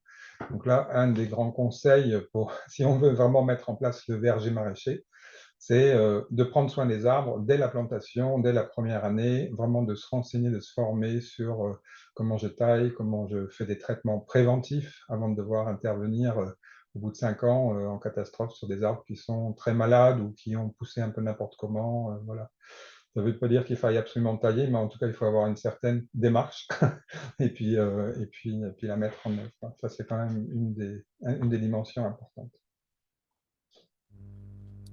Voilà. Oui, Nicolas, il y a une question de Nicolas Qui lève la main. qui lève la main en plus. Merci, ouais. Du coup, je me demandais, vous disiez faire attention aux porte greffes trop vigoureux. Donc, je me demandais, on a beaucoup parlé des trognes sur des forestiers. Est-ce que. Alors, la trogne, elle se fait à quoi, 2 mètres, j'imagine. Donc, ça pousse de 2 ensuite à 5 mètres, peut-être, si on laisse pousser 3 mètres ou 4. Selon vous, en fruitier, ce serait quoi? Ce serait du demi-tige moyennement vigoureux qu'il faudrait plutôt viser pour avoir un équivalent de l'occultation d'une trogne? François, tu peux compléter, mais souvent la forme gobelet, elle est pas mal adaptée au système de verger maraîcher parce que ça implique des compétences pas forcément extrêmement poussées en termes de gestion, taille sur le système. Donc, c'est vraiment une forme intéressante, auquel cas, effectivement, souvent, c'est du demi-tige. Et en fait, ce qu'on observe par rapport au porte-greffe, c'est que souvent, les arbres se retrouvent dans des conditions de développement qui sont celles des légumes, c'est-à-dire dans des parcelles surfertilisées et surirriguées. Donc, même sur des porte-greffes assez peu vigoureux, finalement, on peut arriver à des hauteurs de fruitiers qui sont importantes. Donc, oui, il y a une vigilance à pas forcément choisir les porte-greffes les plus vigoureux et les variétés les plus vigoureuses pour éviter de se retrouver à devoir tailler tout le temps ou avec un système beaucoup trop haut, quoi. Et François, complète, hein, parce que tu connais beaucoup mieux ça que moi sur les porte-greffes. Oui, ben, en substance, c'est ça, effectivement. Souvent, le choix par défaut, effectivement, ça va être d'avoir des arbres un peu plus hauts, mais ça dépend vraiment de la région dans laquelle vous êtes. Si vous cherchez beaucoup d'ombrage, comme dans le sud, effectivement, on va avoir tendance à choisir des arbres qui montent un peu plus haut. On va dire globalement au nord de la Loire, on pourra avoir des arbres qui restent un peu plus petits, un peu plus ramassés. Bon, il y a évidemment la problématique de la cueillette des fruits quand vous laissez des arbres monter à 3 mètres, 4 mètres et plus. Ça va vous prendre du temps et ça va coûter forcément d'aller chercher des fruits qui sont très hauts. Donc, comme l'a dit Florian, c'est aussi une solution de facilité, on va dire, parce que vous êtes avant tout des maraîchers. Enfin, je connais pas tout le monde, hein, mais voilà, pour des porteurs de projets en verger maraîcher, vous allez quand même passer l'essentiel de votre temps sur les légumes et donc tailler les arbres, ça va toujours venir en plus.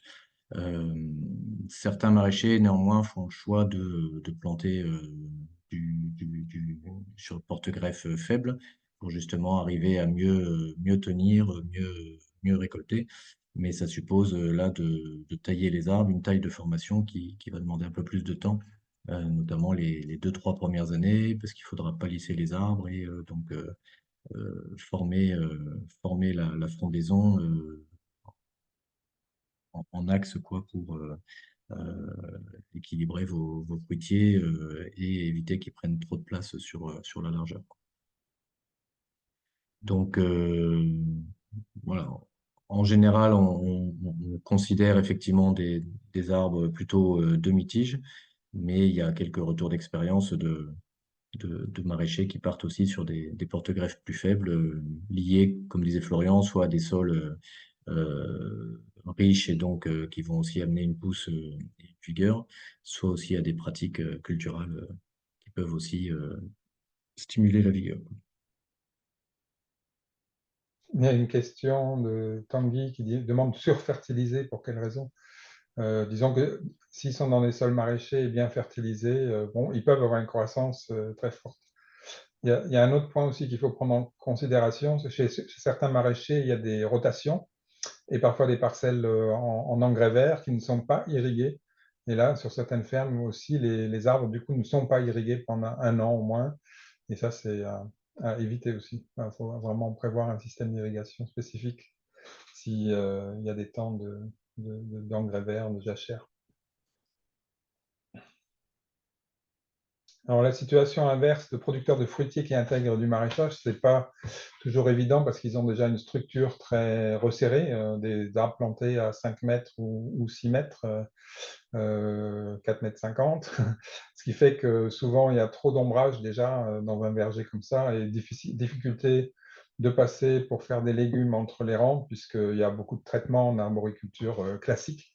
Du coup, c'est difficile de combiner le maraîchage dans un verger intensif, quoi. Souvent, c'est fait quelques années sur des cultures un peu simples, assez couvrantes, style cucurbitacée, quoi. Où là, du coup, on fait 2, 3 lignes de courge où on sait qu'on va pas beaucoup revenir sur la parcelle de fruitier en saison. Sur les premières années, voilà, ça peut arriver, mais encore une fois, ce que je disais dans le chat, c'est très très rare, quoi. André, si on veut peut-être finir dans les temps, est-ce qu'on voilà, on passe sur peut-être remettre ton micro par contre. Je mets mon micro. Oui, on peut dire simplement pour les questions techniques après que il existe des formations au verger maraîcher qui sont données par plusieurs structures, des Agribio, des CIVAM, la DAF également qui en propose. Donc c'est plutôt dans le sud de la France, peut-être que dans le nord il peut en exister aussi. Mais voilà, je pense que ça vaut le coup de passer une journée, voire plus, sur l'apprentissage de la gestion du verger maraîcher, quoi. Je vais reprendre.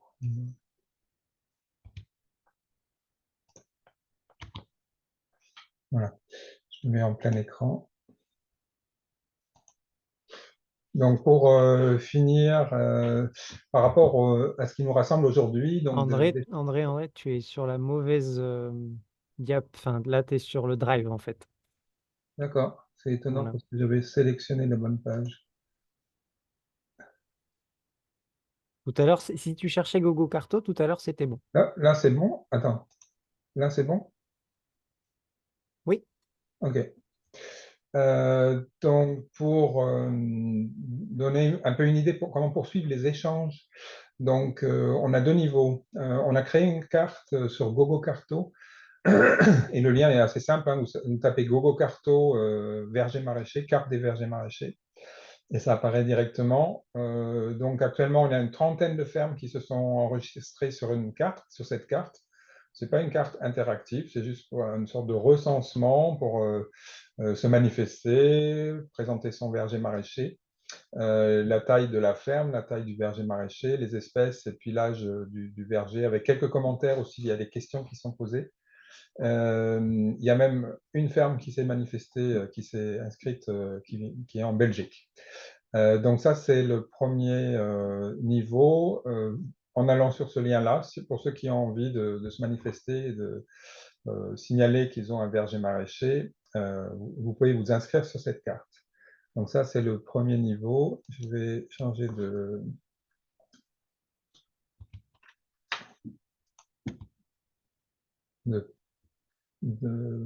présentation. Donc, voilà.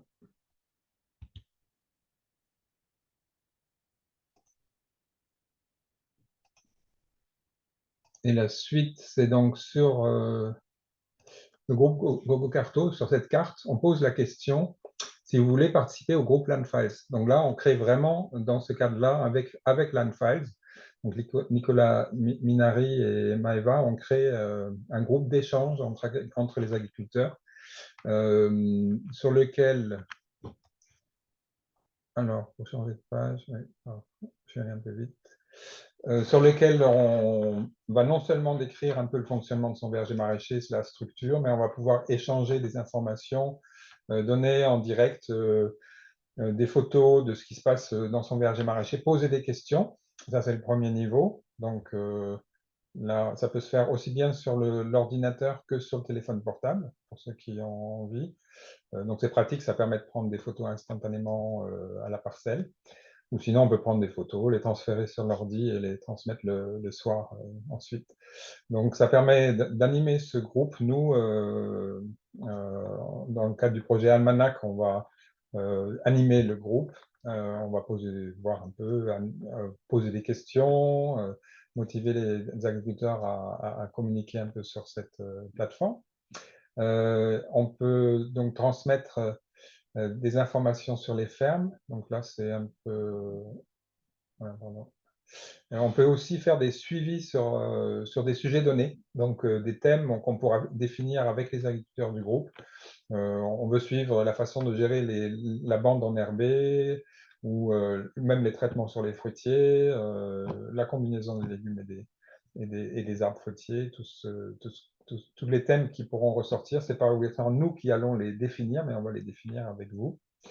Aujourd'hui, il y a 300 groupes qui existent, 6000 utilisateurs, différentes structures qui ont utilisé, différents groupes, notamment les solvants en Champagne, et sur la viticulture.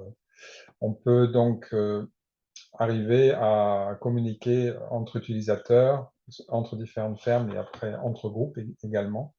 Vous pouvez découvrir différents groupes. Ici, on voit un peu le type de communication qui peut être fait avec une photo et puis un commentaire, des réponses, il y a un fil d'échange. Mais au-delà de ça, donc au départ, on renseigne un peu un formulaire pour décrire sa ferme. Et au-delà de ça, après, on peut définir ensemble ce formulaire qui serait plus rattaché à des questions précises. Donc ça, du coup, c'est un peu sous forme d'essai où on enregistre des données et qui peuvent être ensuite présentées un peu de façon synthétique sous forme de graphes. Voilà. Et ça, c'est Landfiles, donc Nicolas Minari, qui va nous aider à créer ces formulaires. Voilà, je crois que là, oui, j'ai fini pour la présentation du groupe Landfiles. Donc, si vous avez des questions à ce niveau-là, vous pouvez les poser maintenant. Sinon, concernant la participation à l'inscription sur la carte GoGoCarto, c'est assez simple à faire. Et vous pouvez aussi après vous adresser à nous directement pour participer au groupe Landfiles. Et là, à ce moment-là, on vous donne un accès pour participer au groupe. Et ça peut être aussi déjà précisé dans sur la carte GoGoCarto. On va regarder ce que vous répondez. On pose la question si vous voulez participer au groupe Landfiles. Voilà. Je complète le message en vous disant qu'on prévoit un webinaire spécifiquement sur Ah oui. Landfiles le 5 février pour ceux qui sont intéressés. Voilà, donc l'idée c'est que l'outil serve un peu de réseau social un peu amélioré pour échanger sur les pratiques, qu'on relance un peu cette dynamique là qu'on avait lancée dans Smart avec des fermes de Smart, mais avec des nouvelles aussi. Et du coup, comme on le disait, donc voilà, c'est possible sur l'ordinateur, c'est possible sur smartphone. Pour ceux qui sont à l'aise sur les smartphones, bah, c'est facile. On charge une photo, on l'envoie. C'est un outil quand même assez intuitif. Enfin, en tout cas, pour ceux qui connaissent, qui utilisent WhatsApp, ou Facebook, c'est à peu près entre les deux en termes de difficulté d'utilisation. Mais n'hésitez pas du coup on renverra à tous le lien là, pour le webinaire lundi 5. On fera un petit webinaire pour vous parler de l'outil. Donc n'hésitez pas à noter ce créneau et on vous recontacte pour en parler.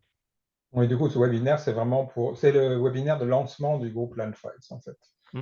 Donc, pour ceux qui sont intéressés, c'est vraiment l'occasion d'y participer et de comprendre comment ça va fonctionner, alors qu'après, ça va être plus compliqué de redonner les informations au compte-gouttes par la suite, quoi. Et après, pour beaucoup d'entre vous, vous serez en saison aussi, donc ce sera plus difficile. On sait que c'est maintenant qu'on peut échanger avec vous. Voilà. Bon, bah, on est dans les temps, hein.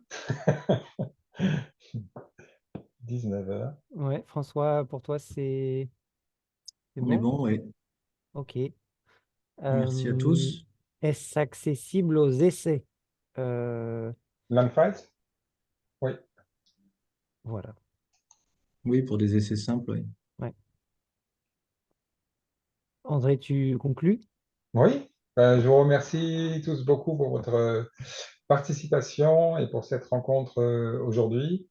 Il y a aussi pas mal de monde qui s'est inscrit et qui certainement veut avoir les retours de cette rencontre. Donc, il y avait une centaine d'inscrits à cette rencontre. Donc, ça crée déjà une petite ébauche de groupe et de groupe d'échange.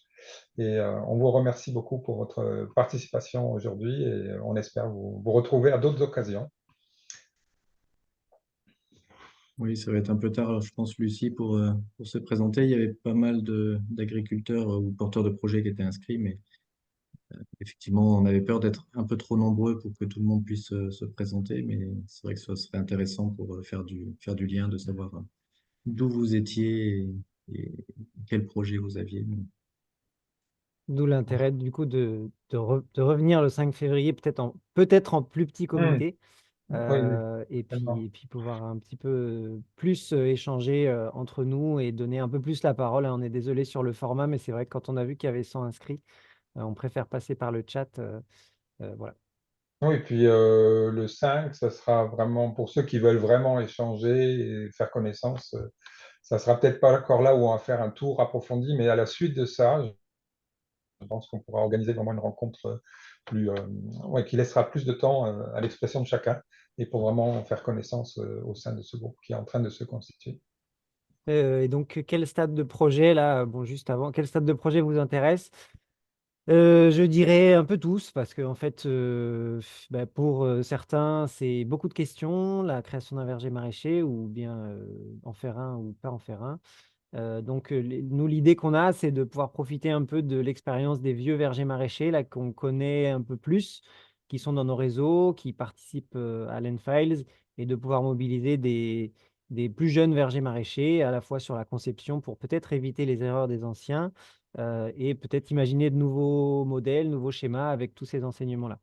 Oui, c'est un peu l'idée de ce groupe, c'est que des nouveaux venus, des nouveaux installés puissent y trouver des informations qui vont les aider.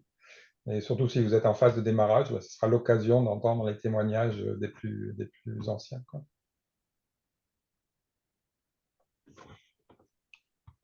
On clôture Ouais, officiellement, comme ça, de toute façon, les gens là s'en vont progressivement et disent merci, très s'en vont. bien. Merci à tous et à Merci. très bientôt. À très bientôt. Au revoir. Bonne fin de soirée. Au revoir.